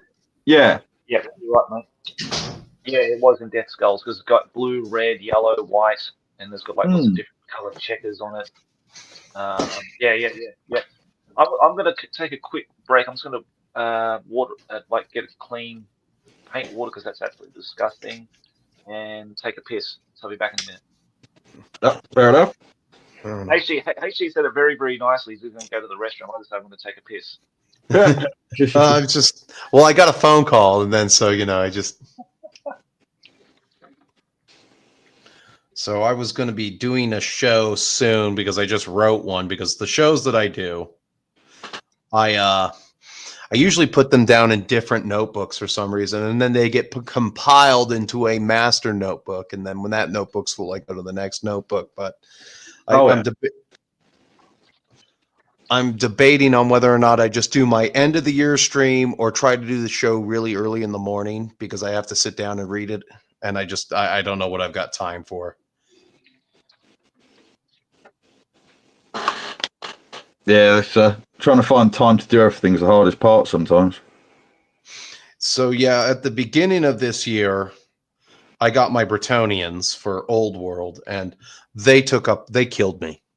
That project, I don't know what it did, but like that one literally was the most soul-sucking project that I've done in a long time. It was a labor of love every step of the way, but it wasn't until like at the very end where I had developed a successful formula to getting these guys out faster. Yeah. And so now I think I'm sitting at about probably almost 2,500 points of Bretonians, maybe about 20. It's going to be about 2,650 after I add this other Pegasus character. But one thing that really burned my ass was I finally win best paint in the tournament, and so I win like $40. It cost me $20 to enter. And then I sit there and I look at the prize that I wanted, which was this Bretonian BSB on a Royal Pegasus. It's a slightly bigger Pegasus. And then like that was 65. I'm like, oh, screw this. So it kind of did me in, but how are you finding the actual old world game? Is it any good? It's good. It's okay. If you're a fan of 6th edition, it kind of falls in there, but it kind of harkens back to 5th edition a little bit, where it is Hero Hammer. And I think part of it is they wanted to try to entice some of the Age of Sigmar players to play. So, you know, if you have a dragon, you can bring your dragon. Your dragon's going to do really good. Yeah. If you have skirmishers, well, there are a lot of things that can pay points or get it for free to skirmish. So they try to bring that audience in quite clearly. But as far as like I played 3 tournaments this year, and they were pretty cool. They, you know, there was one guy who was cheating. We'll get him me and my friend, we'll catch him the next time. We'll be like, aha, elementary, my dear Watson, what's this? But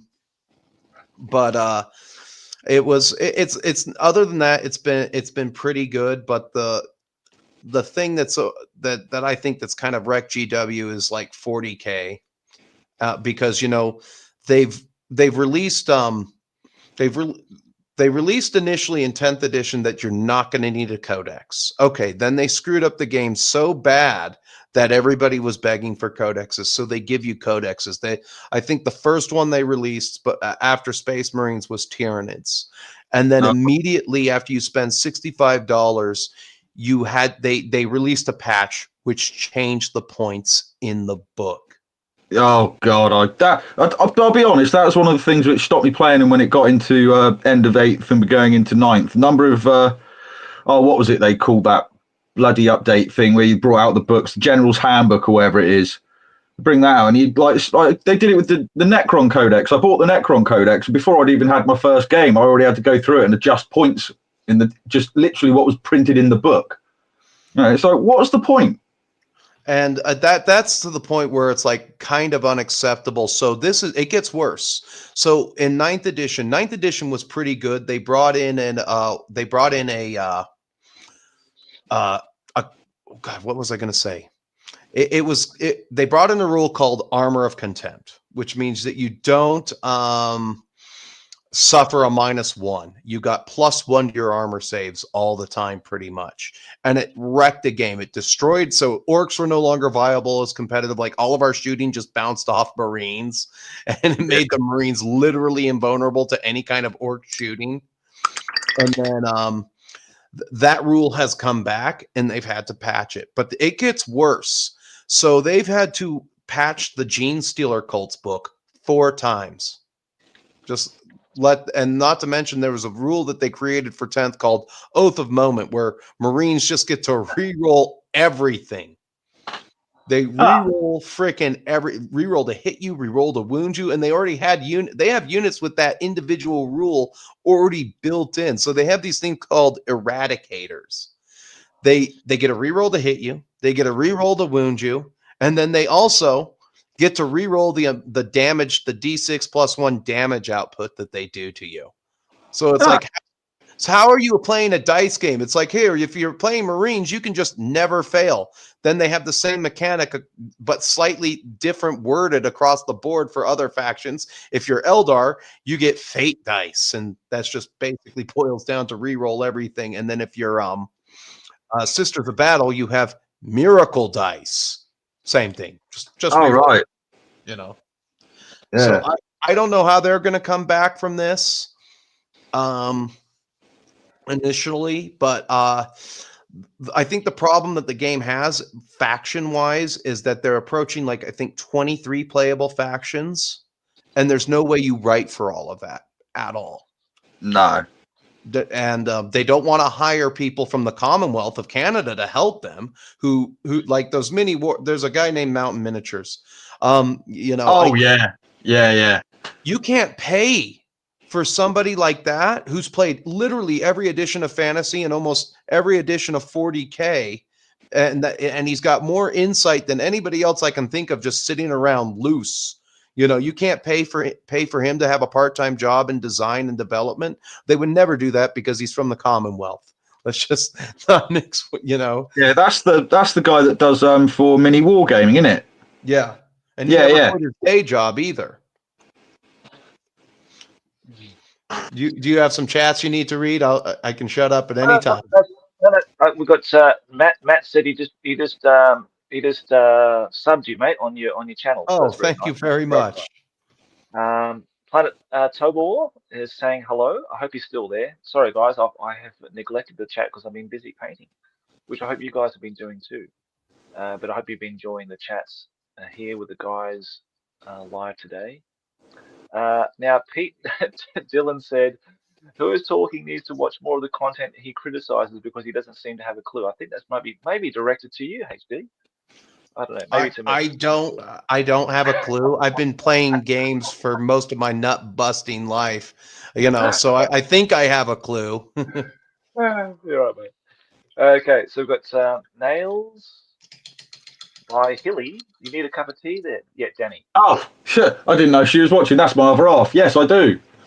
Oh, okay. Well, it's nice to meet you. Oh, okay. So your wife is a nail technician. Yeah. She's training to do nails. She's got a nails a YouTube channel as well. Nails by Hilly is her YouTube channel. Right. Okay. So shout out to the other half of Danny there. So nails. Very much the better half of me, that one. Okay. Well, I'll show my wife and see what she thinks. She's always watching all that sort of stuff with beautician type thing because my wife's a beautician. So actually, I tried because my wife, she bought this dummy, like those self-standing dummies, it's like basically like a head and bust kind of thing. And she bought this off Amazon or whatever. And this is a while ago now. So she wanted to make a video for Instagram because my wife's a kimono teacher. Like she's got like the top license for doing fitting kimonos and stylizing, all that kind of stuff. Oh, right. And she said, I want to make a video. I said, okay. So she made this video, and I sort of helped her a little bit with it. And then I said, you should make a YouTube channel. And she said, okay. So we got a YouTube channel sorted, and then I edited the video for her, like put some music in it, just simple stuff, And that was the only video she's ever made. I try to teach her how to do the editing and everything, but she's never come back to it. So she has a YouTube channel somewhere. I don't even know what it's called now, and I don't even know if anybody's watched it or anything like that. So I'll go and dig it out and see how it's going. But that was my wife's foray into YouTubing. One video 6 months ago, and then nothing else. My missus actually started doing YouTube before me, I think, actually.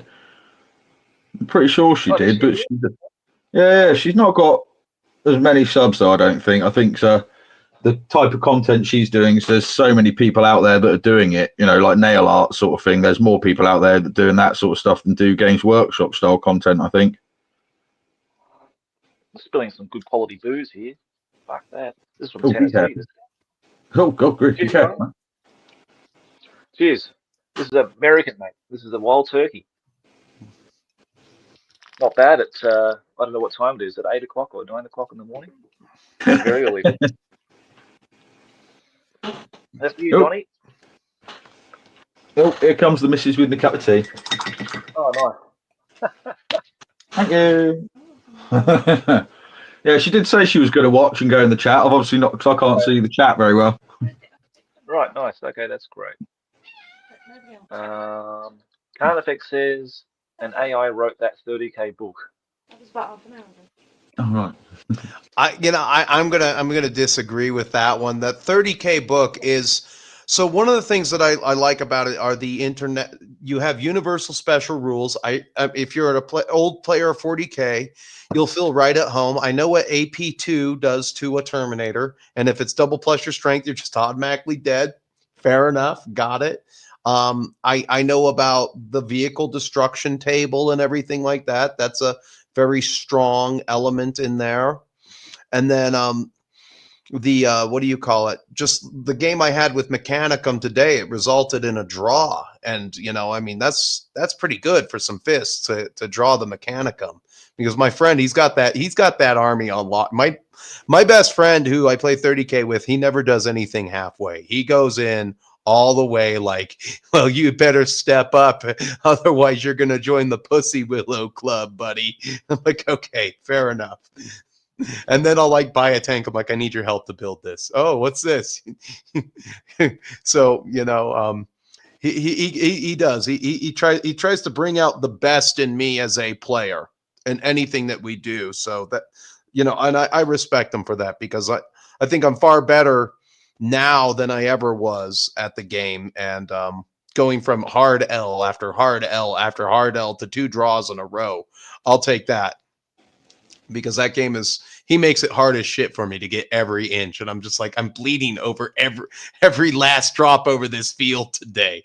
He's like, don't worry, they didn't give me everything, but I do have the special rules.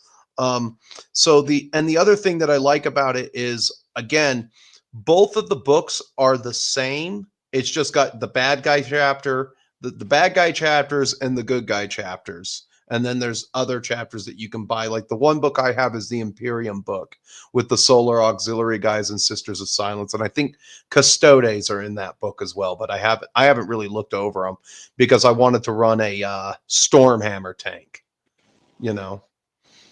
But as far as the sad part is, I think 30K is far cheaper than 40K because there's no meta that shifts entirely because somebody got a new book and now you have to do this, and this in order to fight that army.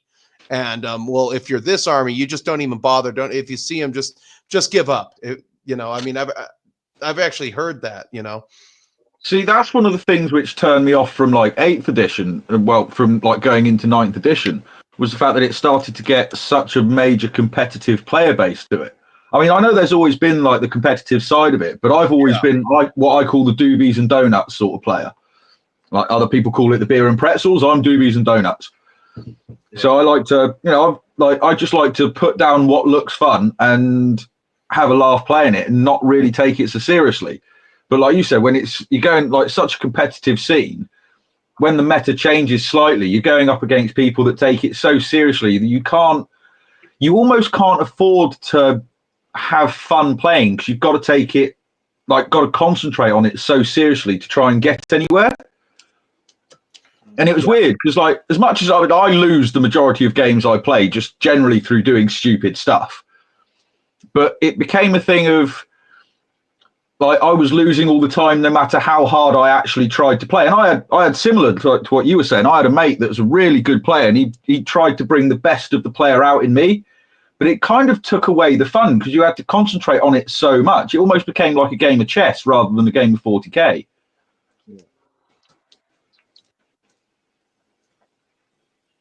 Yep, I totally agree with that, mate. That's why.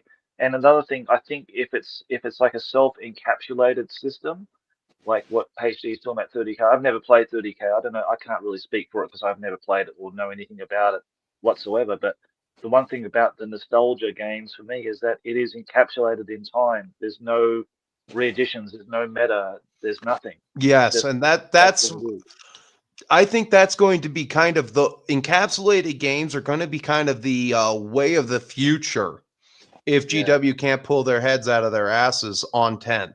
I've already heard whispers of 11th edition, and I never thought that they could write an edition that's worse than 6th. 6 made it exactly 2 years to the date, and then they went right to 7th. They actually tried to make it. I think they made a book called 6.5. They made a 0.5 version of the rules, and then they said, "F it, we're going right to 7th." 7th wasn't much better. I mean, it was if you had a power suit army and everybody else who were playing had a power suit army. If you were one of the chosen factions, it was an all right game. But if you were like Tyranids and Orcs, you were totally shafted that edition because that was the age of templates. And that, you know, unless you were willing to buy certain things for your orcs, which I was, like the list that I ran, whole bunch of Death Copters, Buzzgob's custom Mega Stomper, Zad Snuck the Ripper on it was bikes, Coptas, and I think I had a few tank busters and trucks. And then, you know, you would listen to like the wailing dirge of Marine players. What do you mean those rockets are AP3? Yeah, all those guys, all 5 of them, they're dead. They got rocketed to death. Take them off the table, please. You jam them with copters, and the copters were basically like they were anti-vehicle, anti-flesh. You don't get an armor save. Just take all this damage. I can't remember. I'd have to double check and see what the Death Copters did in 7th edition. It's been a while, but you had to find a different way to play, and that usually involved Forge World shit or something like that. Which, you know, I mean, so like, if you ask me, the last good edition for 40K, I think, was 9th. 8th was a step in the right direction, getting it away from, but like 9th, I mean, I would have hated to have been the World Eaters at the end of that one, because you got to use your book for precisely 2 months before it was relegated into oblivion, and they just went to 10th. You were the last codex, and you didn't even get a year. Jeez. Oh yeah, I remember that one. That was upsetting if you were a Khorne player. Pretty brutal. Yeah. See, I actually really liked 8th edition when it came out, because I basically stopped playing from 3rd edition up until 8th edition. Just because I wasn't too keen on the 3rd edition changes, because I loved 2nd edition, and 3rd and 2nd were very, very different editions. And then I just didn't really play much other than basically Blood Bowl. I think I was one of the only games I consistently played through all the years. And then when 8th edition came out with all the different strategy cards and stuff like that, initially I thought that was really good. And then by the end of 8th, you had like, what was it? I played Ultramarines. You had like 2 different books, and you had 2 different decks of cards, and then you had supplements that came out with it. I think one of my mates had to have like 3 different books or something. Yeah, you know, my friend was playing out of 4 different books for his World Eaters in 1 edition or something like that. It might have been 3, but yeah, that's something that they can only fix with by ditching factions. You know, I mean, it's cool to have World Eaters, Death Guard, Emperor's Children, and Thousand Sons, but they need to go in their own codex. They don't need a different book apiece. If you can have 2 books. You can have Chaos Marines, and then you can have what do you call it? Chaos chapters. They're just the or you know, I mean, yeah, cultists.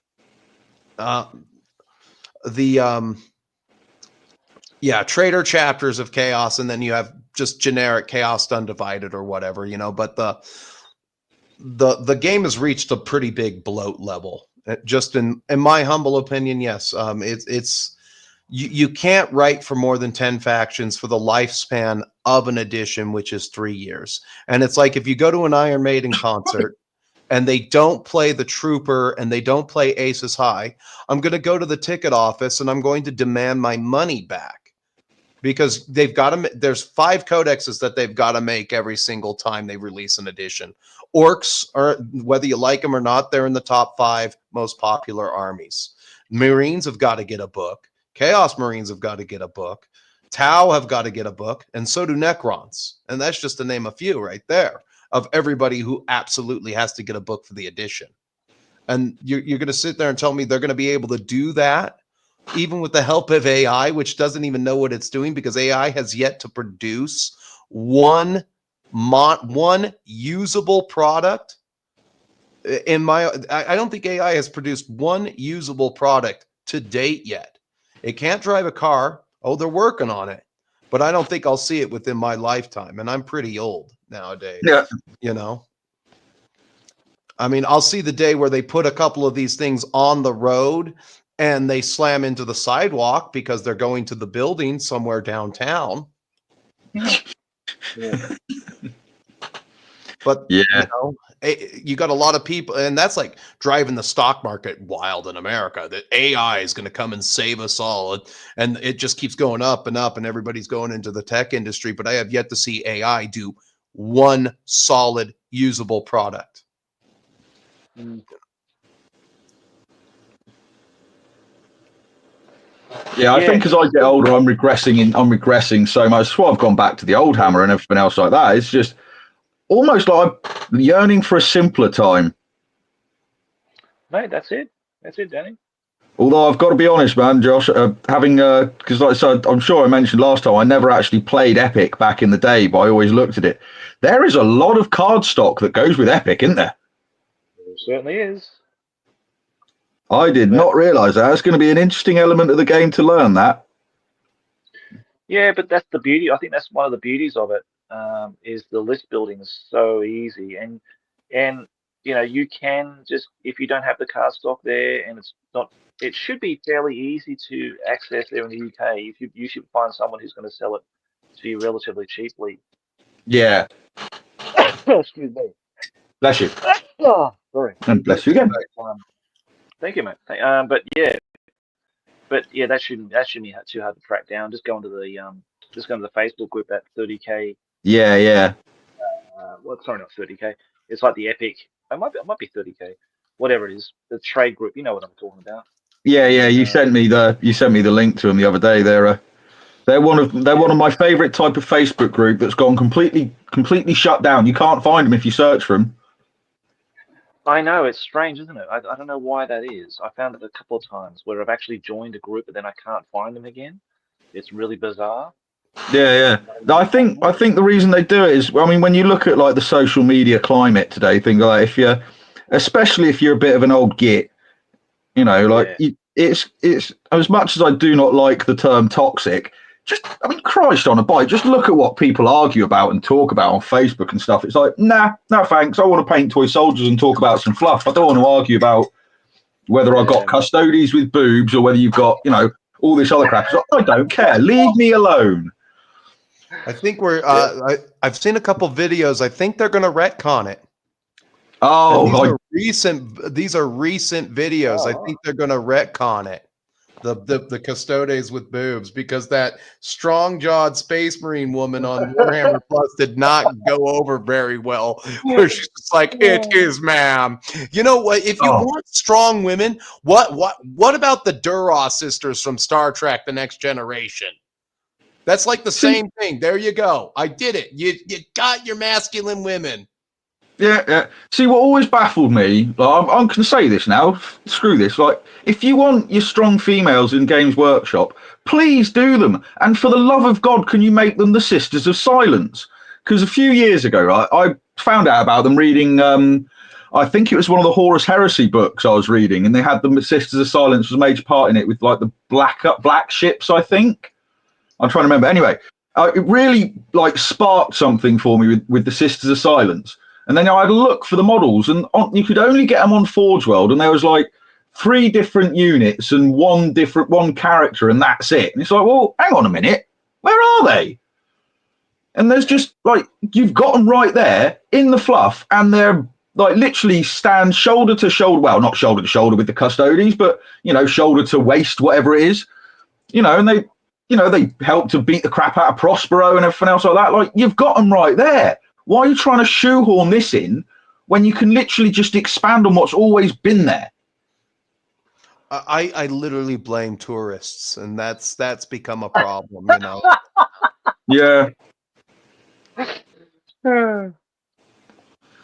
It's like a noisy minority that don't really, I don't know, it's like they don't really want, I don't know. Like, to be fair, again, it's another reason why I've gone back to the older editions and stuff like that, because you can't retcon the older editions because they've been done. That's it. You can't fuck around with them. That's the beauty of it. You know, you can't mess around with them. It's all there. You know, if you want your female Space Marines, just go back to Rogue Trader. They had them then. Well, Sisters of Battle. Sisters of Battles are for me, you know, they're, I'm not what I'm trying to say, but you know, but they're basically, for me, they identify as being the real strong female a counterpart to Space Marines in Yeah. the 40, and I really like them as a faction. I think they look cool, and it's definitely a very, very popular choice. Wasn't it the plastic set that sold out in like seconds or something on their web Quite store or whatever? possibly, yeah. And you could even say, like, when it comes to this, Sisters of Battle, they're again, arguably, you could say they're even more badass and tougher than the Space Marines, because they kind of do what the Space Marines do, but Sisters of Battle haven't got Gene Seed. They haven't got all the other stuff that goes along with it. The Space Marines have got that, which, yeah, makes them, like the super soldiers and all that sort of stuff. But the Sisters of Battle literally have their bolters and their faith in the Emperor. There you go. There you go. You don't need anything more than that. But they've already done it. It's like it's weird how they said, like, what's his name? Black Panther. He's the first black superhero, and I'm like, are you nuts? What about Blade? Didn't Blade get any love? No.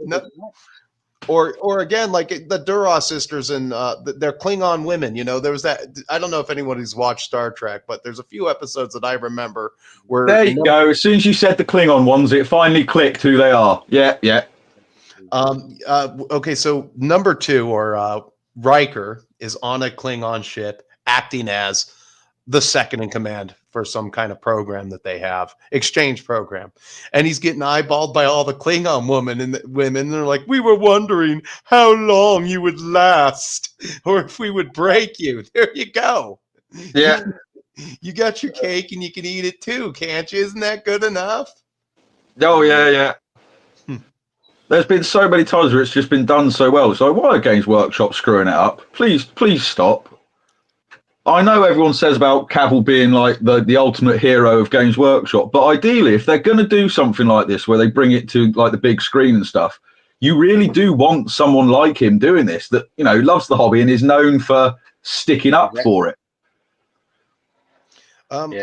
I mentioned in a show a long time ago about how they should animate it like they did with the They Shall Know No Fear thing for Amazon, where they tell a quick anthology story. So, maybe you get 2 videos about 2 different chapters of Marines, and then you go over and you see what the orcs are doing.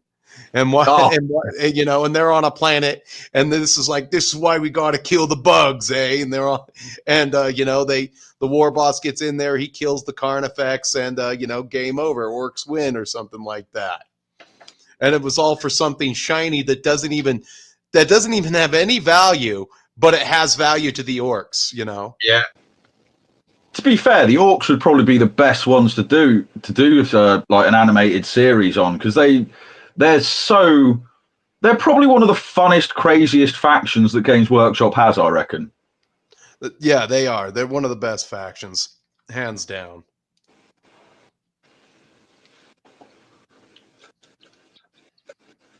So, Josh, do you play orcs in 2nd edition 40K? Sure do, my friend. You sure do. Okay, I promise not to bomb you with photos like I did earlier, but I have some stuff that I think that you might recognize and know more than me. All right.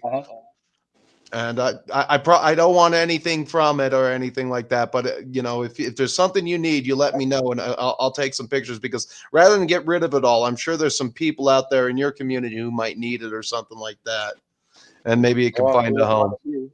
Yeah, mate. Yes. Because I spent so when I mentioned I didn't have any time this week, I spent probably 9 a.m. to 3 p.m. organizing the upstairs. That's usually where I build all my bull crap and everything. And I got my spare room back into usable condition. And so I have all this extra stuff for like 2nd edition 40K, and it's all orc stuff. And I didn't know if you played it or if your friend played it. Right. Okay. Yeah, and I've got a reasonable collection now of 2nd edition and Rogue Trader orcs from Kev Adams, because he's my favorite, sculptor for the orcs and stuff like that. So thanks to a lot of trades and stuff like that, basically, is how I got those models, and Carnifex's help as well, sending me some stuff and gifts and everything, which is awesome.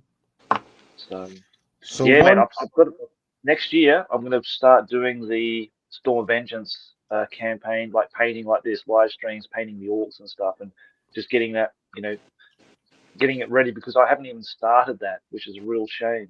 And it's just been sitting there waiting to get done. And again, it's just a lack of time, mate. You know, as people can understand. It's Yeah, but I yeah, actually have a load of second edition and Rogue Trader era orcs as well. I got them in trade with a guy. I've got a load of Eldar off him, and I've done it in trade for painting for him, and that's all going to be stuff that's going to be videos on the channel as well in the future, which I'm really looking forward to. Got like the shock attack gun. Got I think Bad Moon boss in mega armor as well. Got obviously classic Gazgol Fracker and his little mate. yeah, Makeri, beautiful, love it. Yep, love all that sort of stuff. But HC, you've got a really nice collection of fourth and fifth edition books there in your photos you sent me. Oh, those were 4th edition books? Some of those are fourth edition. Yeah, I'll have to go through it with you and tell you which ones are fourth edition and which ones are fifth edition. But you've got the campaign sets, which I said, you know, to you, you could play in sixth edition no problem. If you wanted to use sixth edition rules and just use the campaign sets as the background and the scenarios, you can totally do that, mate. You can do that no problem. So definitely get a mate of yours together, get your armies because you got your Bretonians there. It's the that's undead fighting against, isn't it? Undead? Or I undead have so the armies I have for fantasy are Ogre Kingdoms, Bretonians, Empire, Orcs and Goblins, Night Goblins by themselves, if you can count that as a 5th army, Vampire counts, and Lizardmen, which have never seen the light of day since I got them. There's some so yeah, 7 armies if I count Night Goblins by themselves. I don't know how familiar you are with like a long time ago. Somebody stole 5,000 points of orcs from me. I think I heard you say that in one of your videos. Yeah, fucking hell. Yeah. So, but luckily, my Night Goblins were not with the army when that happened. They've always been their own army because they're kind of my favorite army by themselves. Within the Greenskins. And then, so ever since Old World started out, my go-to is either the Night Goblins or it's my all Black Orc list, which is and the one thing I will say that, Old World kind of messed up for me as a player is orcs. They make this awesome boss that has been sold out forever, this cool Black Orc boss, and you buy your Arcane Journal and you got 0 named war bosses. You got a wizard and you got the troll hag with her National Geographic titties. And I was like, this sucks. That's what you get. You get the troll hag with their gross flies and National Geographic boobies. And you got a goblin he's useful. He's riding a wolf, but he's kind of a combat character. And that kind of sucks because the other one they gave you in 8th edition, which I think is probably it was a 4 out of 5 on how solid 8th edition was written. It's just that nobody wanted to buy that amount of models and hoard up and everything like that. They had one called Gatilla the Hunter, and he could take a unit of wolf lads with them, and they would get +1 ballistic skill, and they would get the move and fire special rule, which made them awesome. So you'd have 15 of those guys just going around at ballistic skill 4, shooting everything, never really getting into combat. And they also had one that rode a spider, but they never made a model for him. And I wish they had given us Gatilla the Hunter because they had already written them, and that would have increased your ballistic skill. Whereas this guy, he can show up behind you, but he's got to wait a turn before he does anything. But the good news is, if you wheel your war machines around to turn at to shoot at them, that counts as a move. So some of those cannons have a move or fire thing. You make a 180, you can't fire at him. So he's going to get your war machine line. I will knock on wood for that piece of writing there. Well, just going through your collection, mate. I'm just looking at Instagram now, and yeah, the dwarf book is 4th, 5th. The high elf book you got there is 5th edition. Undead is 4th edition, but you can use it in 5th edition if you wanted to. You got the 5th edition rule book. You got the Chronicles of War, which is my favorite book. That's a wonderful collection of 4th edition articles from White Dwarf. Chaos Dwarves are 4th and 5th. Orc Goblins 4th and 5th, Dark Elves 4th and 5th, and the High Elf book at the bottom. Right-hand corner is 4th edition. Then you've got the Empire 4th and 5th, Elizabeth 5th edition, Chaos is 4th edition. You've got the Battle book for 5th edition, Warhammer, High Elf book for 5th edition, Skaven 4th and 5th, Undead 4th, and you've got the Bretonnian armies for 5th edition. And then you've got Perilous Quest, Circle of Blood, Grudge and Wrong. They're all 5th edition campaigns. But again, you could use them in 4th edition, 6th edition. So what can you tell me about Perilous Quest or Circle of Blood? Pick one, just either one. Okay, well, Grudge and Wrong I've actually played. Now that's the dwarves versus the high elves, and you've got the beauty of those campaign sets were that they've actually released specific models for the characters. So you had Helgar, the Queen Helgar, you had the king that was Drong, and there was like a fractious relationship between the two, and the high elves got intervened because always the high elves, they're dicks, they're always causing trouble in the old world, that. Mm-hmm. So there was a big spew up between those two. There's a big feud between them, and great setting. And you just read the background, and it just gets you prepared for running the actual campaign. Oh, the campaign books. Okay. So they've got four scenarios you've got to play out in sequence, and depending whether because it's the protagonist of the dwarves, obviously, and I think there's some setbacks with the high elves if they lose as well. But basically, if you lose the first game, which is basically the drunken miners, so you've got like the special chart where all the dwarf miners are drunk, and you've got to roll the dice. And if you roll if you roll like a 1, for example, they do something that it's like kind of like animosity. And if you roll a 6, they surge forward a certain amount of inches forward, and that kind of thing. So you're not always in control of your units, basically, because they're drunk. That's kind of funny. I like that. And the hiles are set up at a certain point on the battlefield, and as soon as the dwarves cross a certain line, the hiles can then attack. And but if you lose that game, you can't access the war machines in the final 4th battle. So there are always like these. I sorry, I did interrupt you. I remember that high elf one, Tears of Isha or whatever it is. Yeah, Tears of Isha, yeah.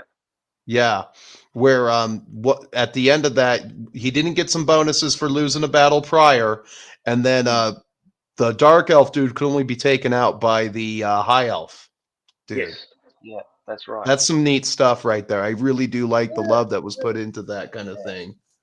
Oh, mate, Nigel Stillman. You go to Nigel Stillman, Thomas Pirinen, all those guys. They really put a lot of love into those campaign sets. So, I'd really urge you to just try them out with a friend of yours there, and just play them out and see what you think, because I think there's a lot to love in there. All right, good deal. Yeah. What happened to your friend? Did he have to skip out? Oh, he's gone, is he? Yeah. Yeah, he just left, and okay. I think maybe his camera died. So he had to charge his camera before he came on, and I bet you his camera has just. Yeah, I keep meaning to pick up something for my Sony. It goes into the battery port, and it's got a plug on it. Right. Okay. So yeah. So while I've got you, before we end, what's the best way to visit Japan? I was thinking a semester abroad, but I have no idea. One thing that scares me is flying over the ocean. Don't ask me why. I'm sure I'm not the only one with that fear, but what's a good way to do this? How do you do that? I was going to suggest I would definitely come over to Deets if that's your intention. What was that again? Kind of broke up.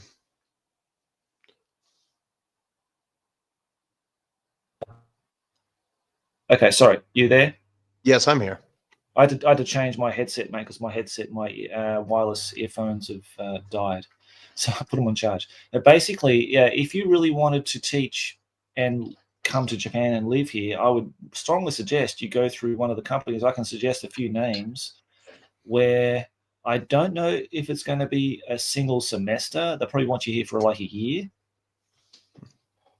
But you could easily do that. They can sort out your accommodation, everything for you. So everything's prepared before you even come to Japan. And you could experience Japan for a year. You could rent out your house or whatever you want to do, whatever your situation is there in the States, and just come here for a year and just experience, living and working here for a year, and then, go back. So, I can definitely recommend you a couple of places. Yeah, you can do that in chat. Just the recommends, Yeah. But I just it kind of just like, I don't know. Now that I've been learning the language, it's like, what's the point of learning if I'm never going to go? So I'm kind of in that thing, and then I can't this week's a little different. Like same with Thanksgiving week, I didn't get much studying done, but usually during the next week I'm going to pick it back up again, and I'll probably be looking at my book again tomorrow morning, because my New Year's resolution this year is to do one thing every single morning that sucks. That's the key. So I'm going to be out of bed after Sunday's the first day. I'm going to be out of bed on the weekends by about 5-ish but on the weekdays I'm going to be out of bed by about 4:15. Like, I am in that kitchen. I am not sitting up listening to my stock videos until 5. I am out and I'm in that gym. So one thing a day that sucks, or I can trade that out for some labor around the house that I'm supposed to do. That's the New Year's resolution. Do one thing a day that sucks. That's good. It's a good thing. I think people should have New Year resolutions, because it does force them to do something they probably have been putting off for such a long time. For me, it's been exercise. I just haven't been exercising, and being sat on my ass for all this. So I used to be working factories, mate. Doing all kind of logistics stuff. So, and all my muscles gone. Everything's gone, mate. Nothing. So I've got to get myself back into some kind of physical shape. Because, I have my best friend Bo Yang. He's always hitting me up to go to the kickboxing gym, and then he's like, this is the funniest part. He's like my accountant too. It's like, and then he's like, I'd like a gin and tonic. No, he'll have a water. He'll he's like, I don't need you getting sloppy on me. All right. Plus, you don't need to waste your money on that BS. You hear me? He's this Chinese dude that I met at the gym a long time ago, but we started to train together. He actually rang my bell yesterday pretty good a couple of times, but he's like, when are we going to do the Giga Chai shit again? Because if you do 1,000 kicks a day for, I think it's 1,000 days, in Thailand they add chai onto your name. So if you're Sen Chai means that he did 1,000 kicks a day, right and left. That's both right and left for 1,000 days, and you get the title Chai in Thailand, because they take that sport super serious over there. But he's like, when are we doing it? But there's the concept of the Giga Chad. So, but because we're always kickboxing, we call it Giga Chai. So So, but yeah, we meet about 3 times a week to do the kickboxing thing, and then every Friday we have dinner. And just talk about bullshit and everything. Well, that's good, mate. That's great. I'm glad you struck up that relationship. It's good to have someone to motivate you to do something like that. Like kickboxing, going to the gym, whatever. You need like a sparring partner. You know what I mean? Yeah. To egg you on and urge you on, and especially your accountant, mate. So. Well, that's what he does by trade, but I think it's fascinating. But he's like, I'll ask him a question, and he's like, well, let me see what I can get. I'll have an answer for you tomorrow, because I don't know tax wise off the top of my head. I'll have to dig in. I'm not a tax accountant. I'll have to dig up an answer for you.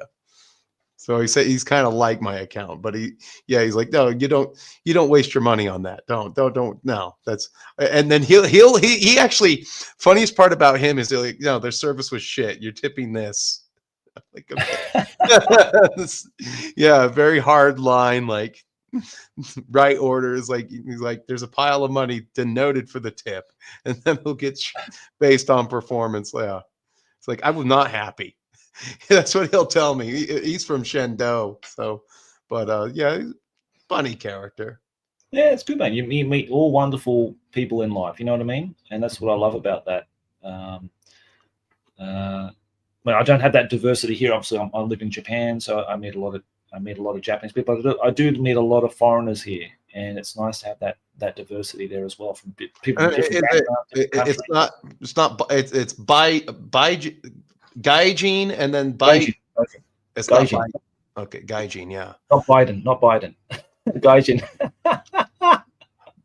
So you got gaijin or konkokujin or chugokujin, which is Chinese and Korean. Yeah. And then I've taught Chinese people in classes. I've taught Korean people. Maybe. I can't. No one sort of springs to mind there. But yeah, mainly. So you came and taught English initially when you were there?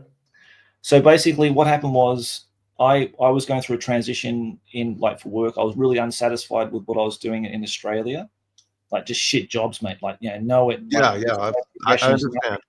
I was working in basically like trade type work jobs where I was working in logistics, factories, that kind of stuff. And just got jack of it. So I thought, okay. And I met a person that said, well, why don't you just try learning, becoming a English teacher in Japan? I thought, okay, I might give it a go. So I thought, I have a look at it. And one of my greatest fears was actually standing up in front of people and talking. Ever since high school, I could never do a presentation without just shitting myself. You know what I mean? You would be hiding behind a holder, hoping your name wouldn't be called, that kind of stuff. But of course, teaching brought out that in me, where I had to stand up in front of all these people, all these strangers, and start talking and obviously present a lesson. So that was kind of a good way for me to overcome that initial fear and get me sort of prepared in doing that. So I did my TESOL, Certificate 4, which is in Australia, sort of the teaching English to students of foreign languages, basically, that certificate. Mm-hmm. So I grabbed that. I did that for like 6 months and did my 60 hours or whatever. You need to do like 60 hours of lesson times and that kind of thing. And that was an interesting experience. And I met some interesting people there. And then I came to Japan sort of just frequently, just because my sister got me into Japan, basically. She had the Lonely Planet Tokyo book, I think it was. And she also was interested in like the Miyazaki anime movies, studio all that kind of stuff. And that sort of brought me back to what I was talking about with Shane, like looking at those like Japanese animations and all that kind of stuff.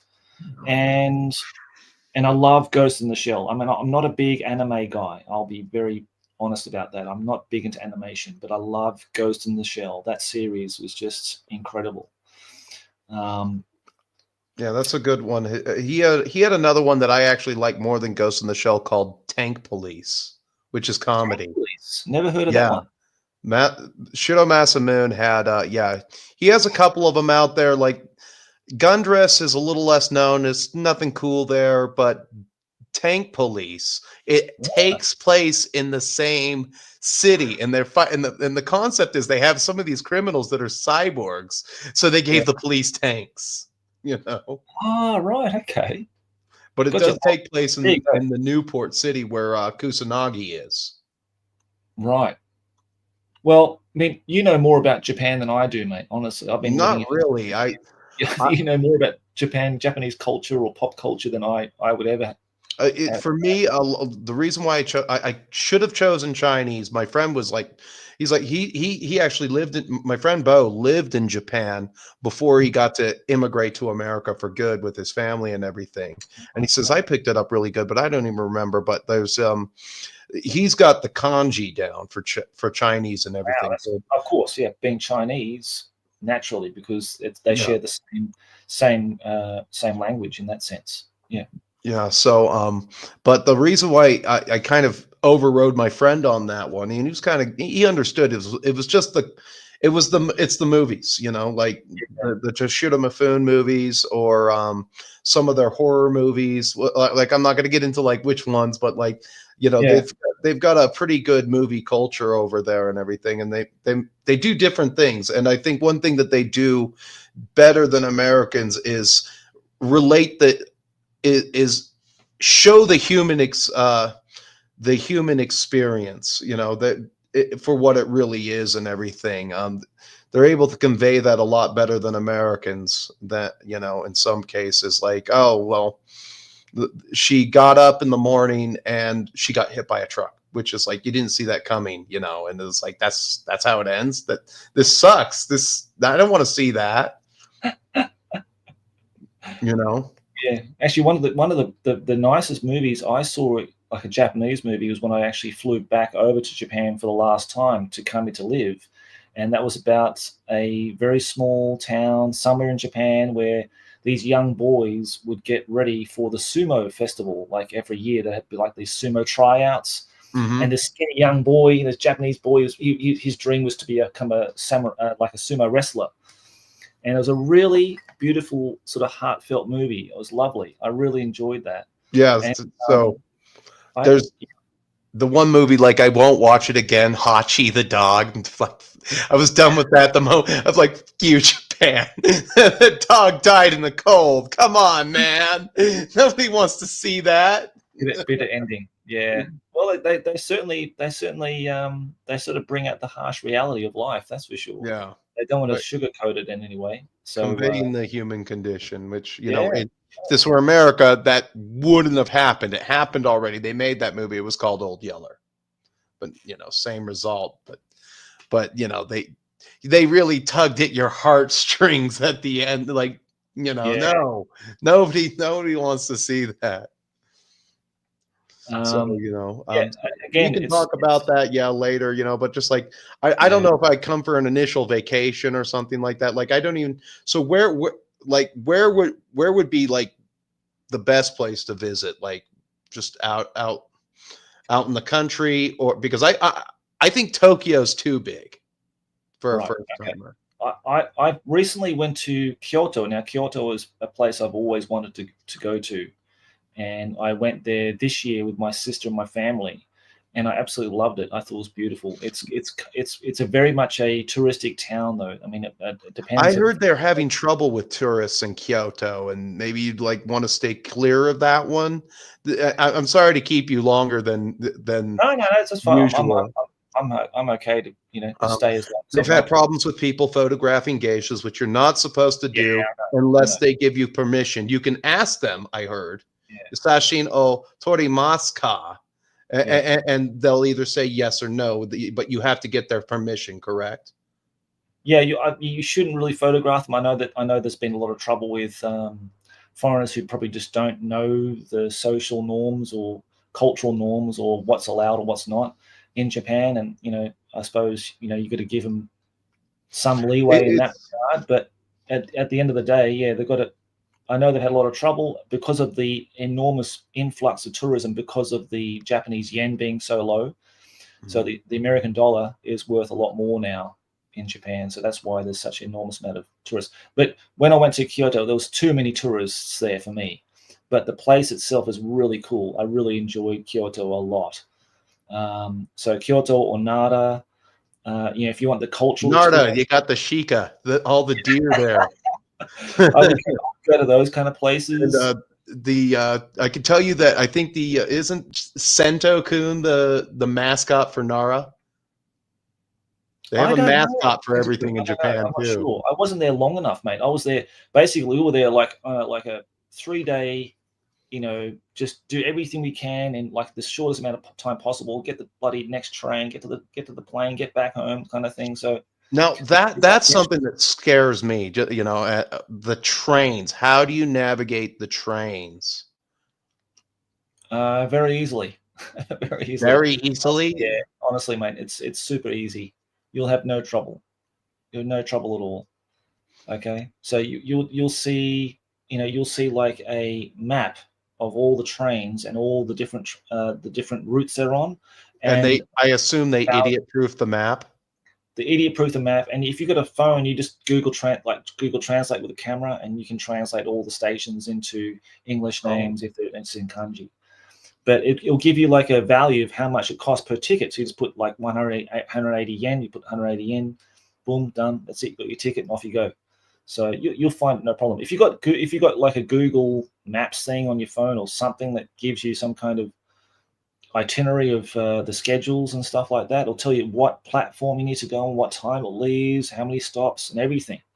Gives you all the information. So, you've got everything at your fingertips basically with your smartphone. So, and the other thing is, I don't even know if my Japanese would be good enough to, even hang for a minute. It's like I go into the restaurant and I have this nightmare of some guy going, "Speak English, you retard," and then that guy gets a slap in the back of his head. Be nice. He's trying to be polite.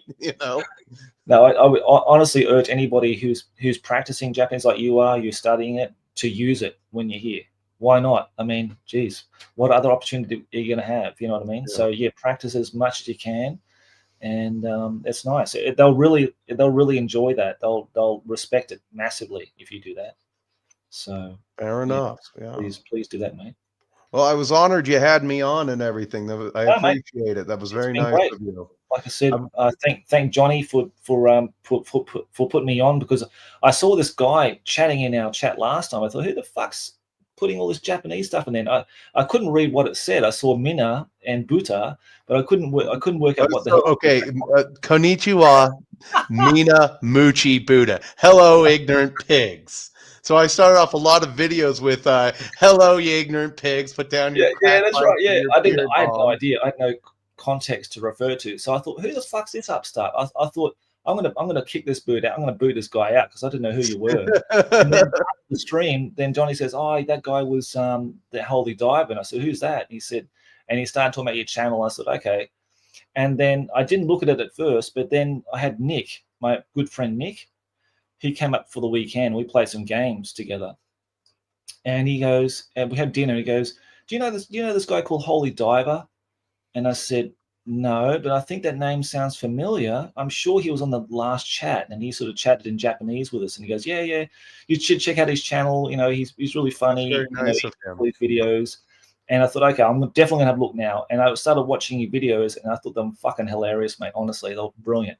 That's one thing I noticed nobody else in YouTube does, is try to make people laugh. While there's everybody takes it so super serial, and I'm not a very serious guy, and I'm always trying to be the clown at whatever I do. I mean, because when you come to play games, me and my friend, we're just like today, we were just merciless with one another, and we were giggling the whole time, making fun of them playing one-page rules, saying they're sitting at the peasants' table, not with us cheese and wine, elite 30K edition books, and we were just jabbing at them the whole time. And so when you come to my house, I have two rooms. I have the room that I'm in, and then there's the other room. We hung a plaque up that says the peasants' den. So that's just the whole fun of it, but like the Canadians, super serial, a lot of American 40K players don't laugh at shit, and it's like, if you don't have these inside jokes, then if you're just like here to like, my pencils are in the right order on my desk, now let's play this game and we're going to do it according to the rules. And the one thing that nobody's ever mentioned is that no tabletop game is ever perfect. The moment you accidentally bump the table and something falls over, you have to figure out where it goes. It's never perfect. And so you like your friend said, donuts and doobies. Yeah. That's a new Kind catchphrase, mate. Yeah. Beer and pretzels, donuts and doobies. But yeah, I mean, I think everybody in our community plays the games for fun. We're not here for a competitive, serious, win at all costs experience. We're all here because of the love of the game and all that kind of stuff. So, I really appreciate that from all the guys who are following the channel and commenting today, and hopefully they'll find out about the Angry Tabletop Nerd and go and check out his channel. Thank you very much. I honestly think it's brilliant. It's on it filled me with so many laughs through the week. Like I said, I just wrote a show, and sometimes like the Bretonians, they drain me, but now that I'm kind of getting back into my right state of mind, I might be able to put some of these out. So usually I'll scribble down some notes, and then I'll get some notes in a different book, and then I'll sit down with a master notebook and I'll compose the show. That's what I did yesterday for about 4 hours. So Wow, it's probably a good thing I'm not married, you know, because you're like, what are we doing today? Watching me write write jokes for 4 hours in the niche hobby. That's not very fun. Why do you want to do that? I don't know. That's why my wife will never enter this room, mate. She'll come to the doorway. That's about it. She'll peer through the doorway and tell me something. She won't actually enter it because she thinks she's going to catch something, some kind of otaku disease. Otaku disease. Get mesmerized by small miniatures and be sucked into this deep well of this never-ending experience of the tabletop hobby. Which is probably a good thing because my wife's quite competitive. So if she got into something like this, she'd be fucking cutthroat, mate. She'd be top tier, like fucking, you know, tournament level. My wife, when she gets into something, mate, she'll go hardcore. You know. Oh so yeah, the Japanese take a lot of things seriously, and when they do, and because their culture is, if it's the effort you put in, not necessarily the outcome that comes of it. You know, it's the effort for them. And that's a really huge thing there. So they go 100%, mate, hardcore. You know, like because like with my missus, then I think that was the biggest clash for me culturally because Aussies are like, oh, she'll be all right, you know, don't worry about it, kind of thing. You know? Yeah. But the Japanese, like, if you don't do it right the first time, why the fuck are you doing it? Like, you know, exactly. Don't make a mistake, kind of thing. My wife's like, don't make a mistake. You know, it's like this. It's that black and white. You know what I mean? And you kind of appreciate it, even though it's frustrating. But then you kind of appreciate that kind of dedication to them because in my wife's work there is no mistakes. You know what I mean? When she does something, it's done perfectly to the 100% degree. And if she works 12 hours without a lunch break, she works 12 hours without a lunch break. You know, that's the kind of mindset that you're entering in. And you'll experience that when you come to Japan. Like I said, you should definitely come. You love Japanese culture. You love the movies. You know, you've got a lot of references to go back on. You've got a lot of places. I was told by a JVC, never mention anime. Just don't talk about it. It's the first rule. Second rule is you don't talk about anime. Well, this is a funny thing. I dated a girl in Australia who was Japanese. You know, when I first got into the sort of, you know, had the fever, Japanese fever. You know what I mean? Oh yeah. Being a younger man, finding yourself a Josei Chan, that could be very important. Yeah, and she was a really nice, very bright young girl, and we went out for a date, and then everything was going fine. Everything was perfect. Everything was going excellent. You know, we're having a really good conversation, and then I went to Akihabara. Now, Akihabara is, you know, Akihabara. It's like the heartland, the electronic city, the anime city, and then all of a sudden, her face just went. You went where? Like, I don't want anything to do with you, kind of thing. Like, it has totally changed. The dynamic of the conversation completely changed. And I thought, what the fuck did I just say?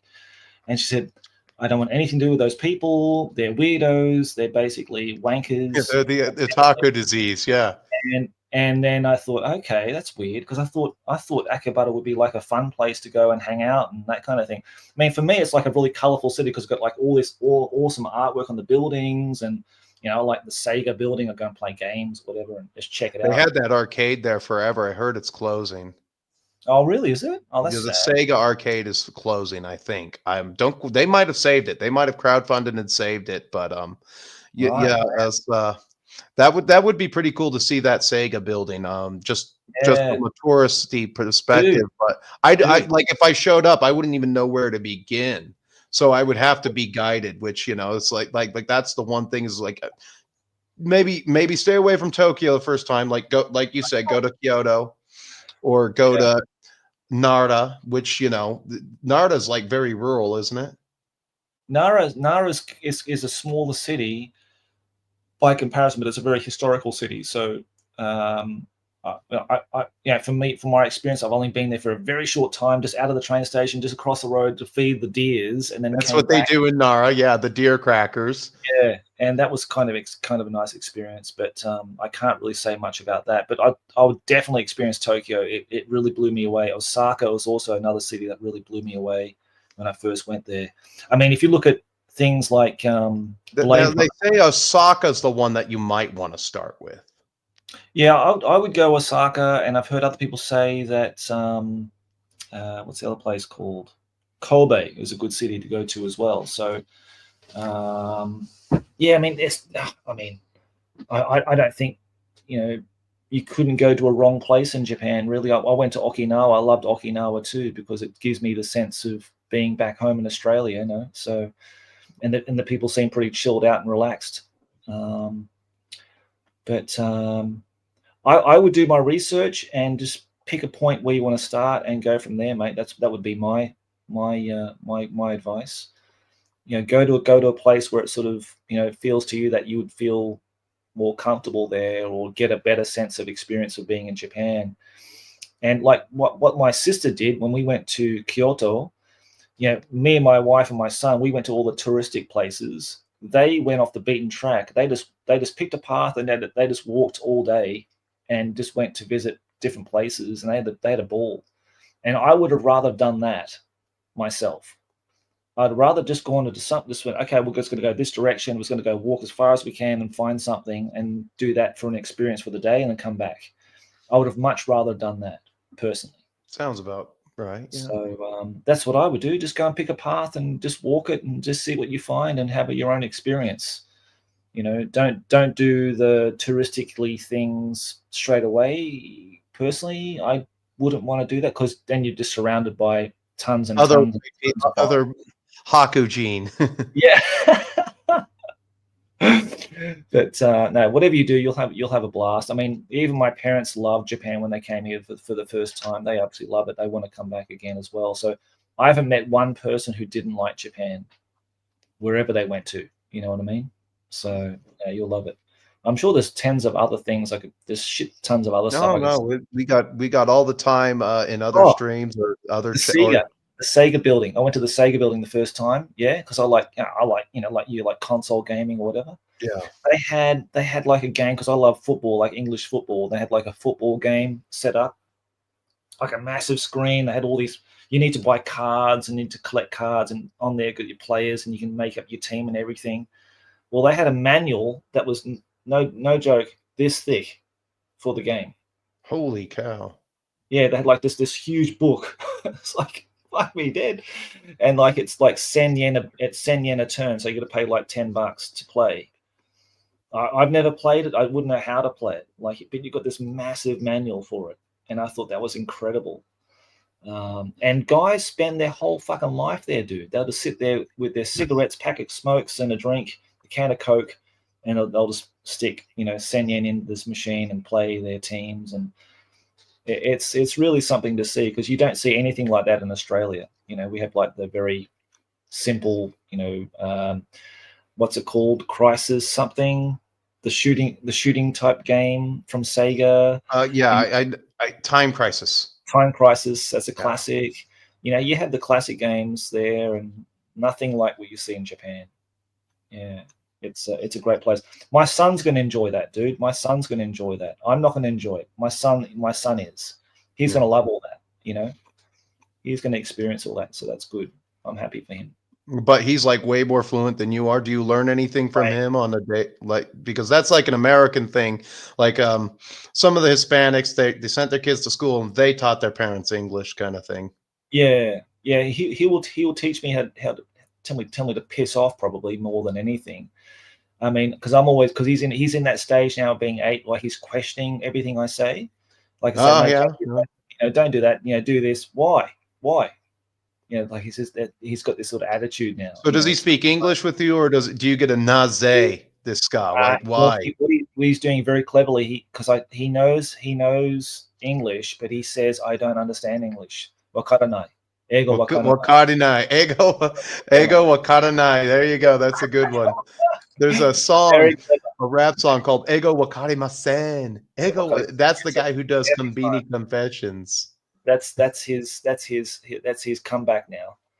So we're getting to the age where he's got his own sort of personality coming through, and he's like, I'm going to do this shit. Fuck you, old man. I'll do whatever I want to do. You can say whatever you like, kind of thing. So yeah, we're coming through a difficult stage now. Yeah, right. But it's fun. It's fun, dude. It's fun. And he's gonna learn and develop. Way faster than I will. I'll pick some stuff up. My wife is kind of resigned to the fact that I'm just a dumb fuck and then she's just going to have to put up with it, and then she's going to have to go half and half with me, kind of thing. You know what I mean? Mm-hmm. And that's fair enough. Fair enough. All right. It'd be the same for me. Like if we went back to Australia, my wife would really struggle in Australia with the language, with work, social things, because if and JVC picked up on this as well. Like he has got no Japanese friends, and the same with me.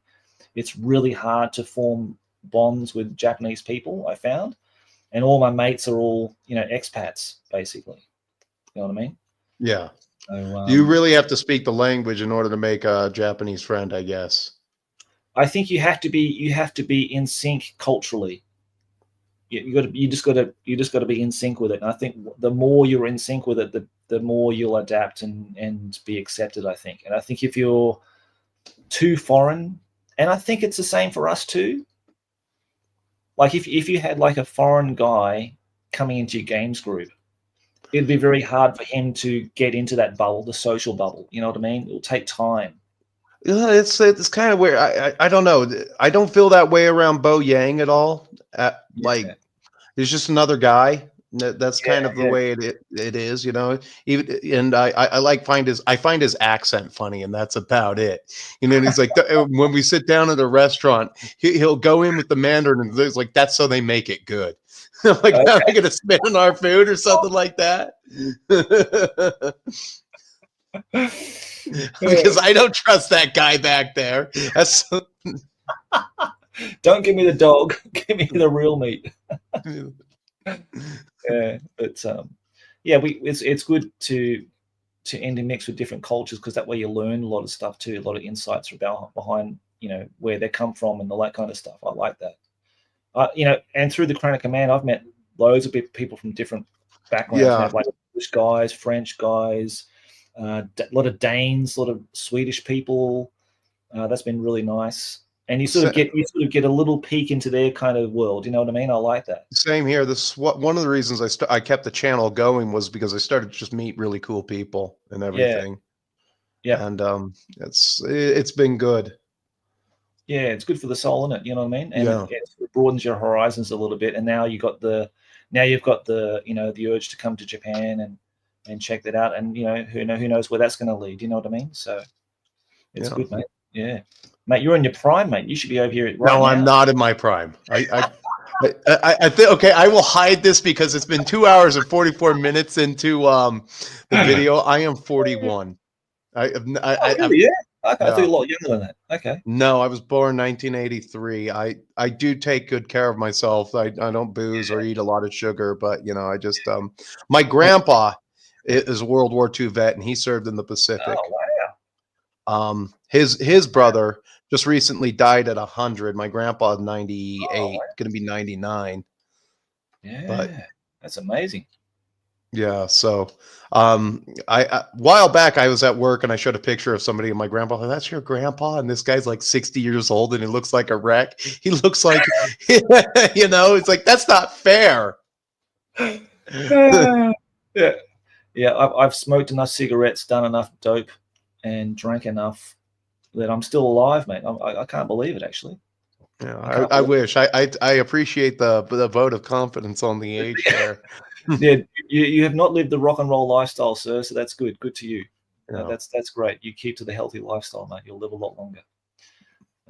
For me, I've just got to paint enough miniatures before I drop off this rock. Now, that guy's going to show up on my doorstep, and I'm like, hey, take my nephew. He's younger, and I've still got like 20 Marines I got to do. I got a game Saturday. I'm not checking out yet. Then the Grim Reaper comes. Yeah. Knocking on the door. But, mate, it's been fun. It's been really, really, really good to talk to you, dude. And, I appreciate you being honest about. And your channel's like it is. It's a breath of fresh air. I'll say that. Thank you very much. So I really appreciate that. And people should go and check it out. As well as Nostalgia Hammer Hobbies. If you haven't checked that out, HD. Yeah, I've got the I've subscribed to the channels today. So it's good. And thank you very much. Too. They do really good work, and they're good guys too. They're nice guys, and that's what I like about the people I follow. People who are fair dinkum, like real, Isn't honest. Don't the Australians say dinky D? Dinky D. I haven't heard Dinky D. Fair Oh. Dinkum. Fair Dinkum. I think probably. Yeah, fair Dinkum. Yeah, down to earth. I like down to Down earth. to earth. Yeah. That's what I like. But yeah, shout out to JVC Paints as well. His channel is really good. I just recently picked up because of you. And Yeah, it's like, what the hell are the odds of just two, like an Australian and the Canadian just finding home in Japan? Like, what the, like that? I thought that was like a half court shot by Jordan at the buzzer. But he knows all the guys I know now because he went to the PubCon, and PubCon was a place in Tokyo, which is a British pub run by a Brit, right? And he served like, you know, hamburgers and fish and chips and British ales and stuff like that. I went there once, and it was a cool place. And they played like board games and tabletop games and stuff like that. But then they closed during COVID. And listening to his stream, looks like they opened it up, but they had all these RPG games, and it kind of destroyed the atmosphere. And they eventually just closed the whole thing down altogether now. And there was one dude, that part of the old crew, Stephen, who's now doing it out of his home. So he's out of his house. He's running the whole PubCon thing now. So everyone gets to play Saga or, you know, what's it called again? The new GW game, Warcry. They play a lot of Warcry. Oh, yeah. Okay. I brought down Test of Honor last time. I really enjoyed that, playing that with the guys. And talking about Halo, Steven's got a massive collection of the Halo Ground Command game. You ever played that? I've never played that. I've heard of it. Yeah. Oh, dude, it looks so fucking beautiful. I wish I got that now. I had the fucking thing right in front of me in Japan, and like I ordered in especially, and then I thought, I don't know if I'm going to play this game or anything like that. So I thought, no, I'll just leave it. And someone else bought it, and of course now it's a dead game. Like it's completely dead. Like the company doesn't exist anymore, Spartan Games. But yeah, like seeing his stuff, like he's got everything painted. He's got all the exclusive resin vehicles and stuff like that, all the drop ships and stuff. He's got like just tons and tons of boxes full of it. And he played it last time, and I said, shit, I wish I was there because I really wanted to play it. I said, next time I'm down there, I'm definitely going to play that. I want to experience Halo Grand Command. It looks beautiful. Oh, yeah. Fantastic. Sounds good. Sounds like a plan. Hell yeah. Anyhow, I won't keep you any longer, dude. So no worries. You have a good one. Thanks again for hanging out with me. It's been good to paint and chat. I hope you got some painting done on your 3 guys done. 3 guys done. Awesome, mate. And this is for what's the game you're playing again? Conquest, Last Argument of Kings. 100 Kingdoms. It's a Spanish game? No, it's it was written by Alessio Cavatore, if that means anything, after he did the Kings of War project. It's what happens. I think it's really a more grown-up version of Kings of War. If Kings of War grew up, it would be Conquest. It's a little brutal, but it's solid. We, like, everybody in my group has a Conquest army. The problem is we can't agree on what we're going to play from day to day. So we've had this thing of me and my friend are going to do X. Right. Okay. And that's where the 30K comes in. I've heard of Conquest through on Tabletop. I don't know much about the game, but it's good to see that it's got a life in your city there. So that's good to see. Anybody who plays, like I said, anybody who plays tabletop wargaming of any kind of miniature, with historical, fantasy, sci-fi, whatever. I mean, you know, that's good to see, isn't it? You know what I mean? Like, even though I don't play the game, it's good to see that someone's actually taking the time to actually do something and develop a hobby out of it. So that's cool. Yeah. Yep. Sorry, mate. Let's call it there. Look, I'm sorry. I'm not going to go through all the chat now, guys. But thank you very much for coming on to say hello. I'm sorry not to get to everybody. GM Cody's here. GM Cody, good to see you, dude. Now, GM Cody's in Tennessee. He's a really, really good guy. Please check out his channel, HD. All right, GM I will. Cody, really, really good guy. He does a lot of RPG stuff. And if you guys are watching, don't forget to leave a like in the chat. I have to go in myself and leave a like. Please. Thank you. Yeah, but Cody's a great guy. I haven't got a chance to catch up with him, but he did some live streams with me before. Yeah, top bloke. Power Wolf. I've never heard of Power Wolf. So thanks for, if I can click on this thing. The Custodian nonsense is neo-Marxism, neo-communism, communism action. They don't care about the setting. They just want to destroy the value of the company on a wider scale, the economy. Well, there you go, mate. That's a very prolific statement there from Powerwolf 1097. Thank you very much for joining us. Okay. And it was GM Cody. GM Cody, mate. GM Cody. Nostalgia Hammy, this Danny. Well, looks like I'm done. My phone died. We thought so, mate. So thanks again, Danny. We'll see you tomorrow, dude. So if you want to come in tomorrow, please say hello. Now, Sci-Fi is another awesome dude. Well, I'll take my leave, and you have a good one, and leave you here to wrap up. Okay, take care, mate. Thanks again. All right, HD. thank you for everything. Bye. No problem. Take care, mate. See you, mate.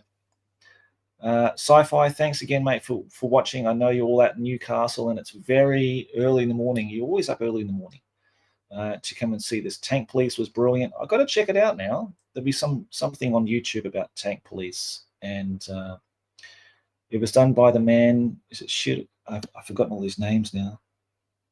Shiro Masamune, I think his name is, who did that. I'll go and check it out. Callbacks Blackfeather. This is very interesting to listen and watch. Might have a look next time. Thank you very much for coming in to say hello. You're always welcome. You can always check out the restream afterwards and have a listen to the guys chat and talk about different things. And as I used to say, if you want serious and real stuff to see, look out the window. Absolutely. There's enough horrible shit out there. This is why, and I think someone else touched on this as well, and I can't remember who it was.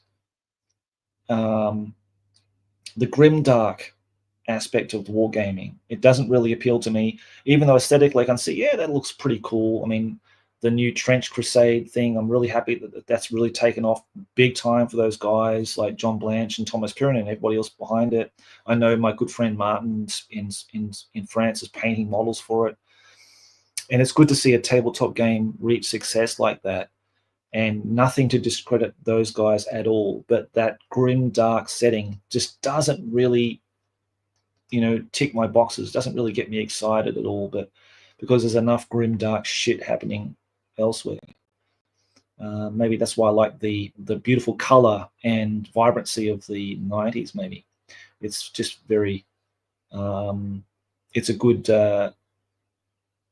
pickup pill, maybe.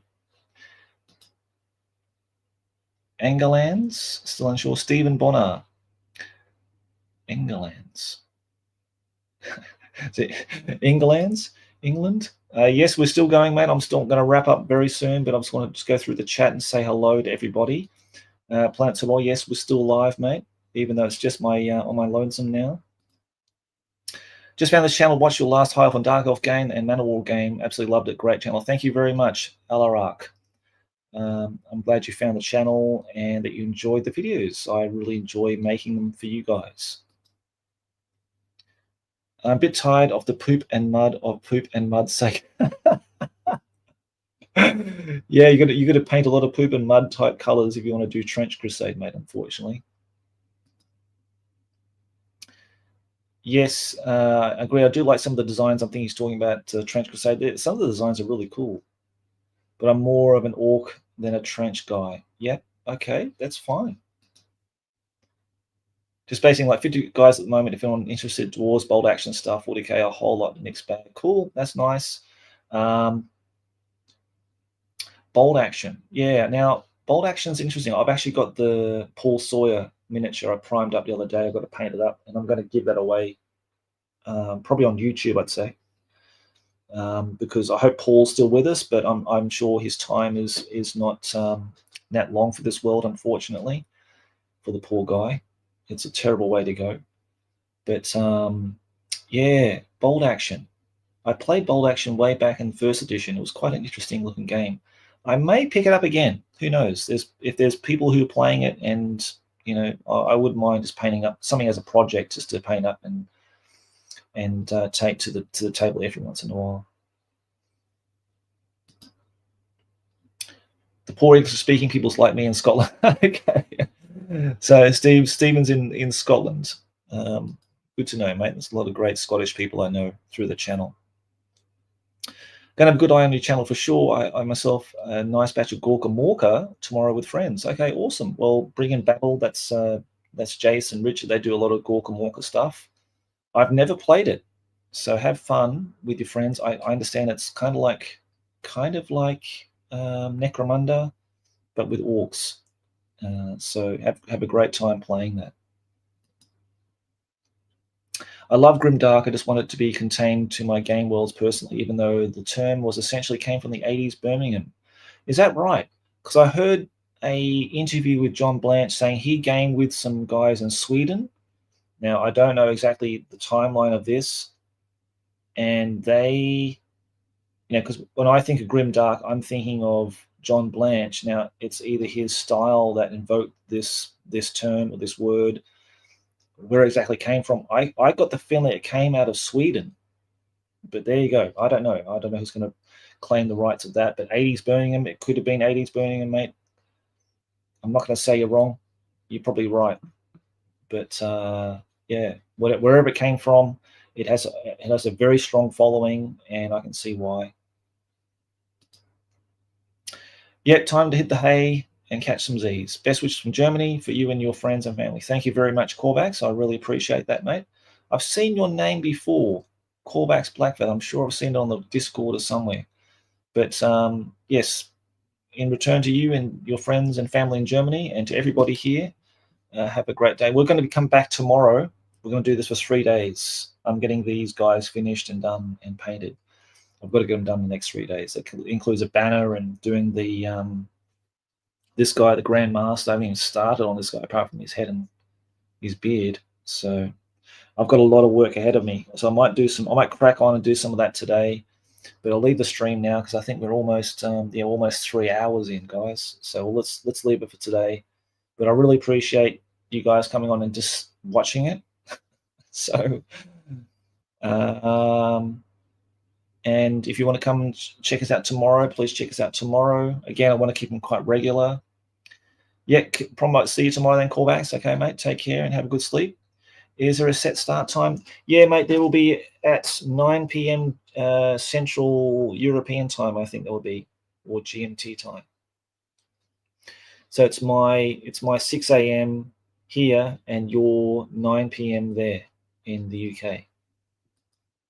But I'll post up something very shortly about that. Right. Okay. Early fantasy, Warhammer Fantasy, D&D and 40k was in turn influenced by a lot of metal at the time. Yeah, that makes a lot of sense. Yes. Yep. All right, guys. Well, take care. For anybody who's watching, I really appreciate it. Honestly, and if you weren't watching the live stream, go and check out the replay and listen to what the guys have to say. Again, thanks to Deets at Anvil of Doom. If you've never watched these videos, I'd really suggest you go and do that. Fantastic creator who does some really good quality work. I mean, way better than I can do it, honestly, and very entertaining, very fresh take on things, and just an all-round great guy. So go and please check him out. Nostalgia Hammer Hobbies, that's Danny. Fantastic painting videos, really quite detailed, and if you want to learn about how to paint certain things in certain ways and processes of doing so, go and check out Danny's channel. And of course the HD Holy Diver at Tabletop, Angry Tabletop Nerd, very funny. Don't take him the wrong way, guys. He's honestly a good guy in the hobby, and he does a lot of stuff for comedy in the tabletop gaming world. So go and check out his channel. He's a really nice guy. If you've watched the stream, you would have got to know him a little bit better, and he does some good quality stuff as well. So go and check out those guys out, and I look forward to seeing you again tomorrow. Until then, take care, and hope you get some painting done this weekend. Okay, catch you again tomorrow, guys.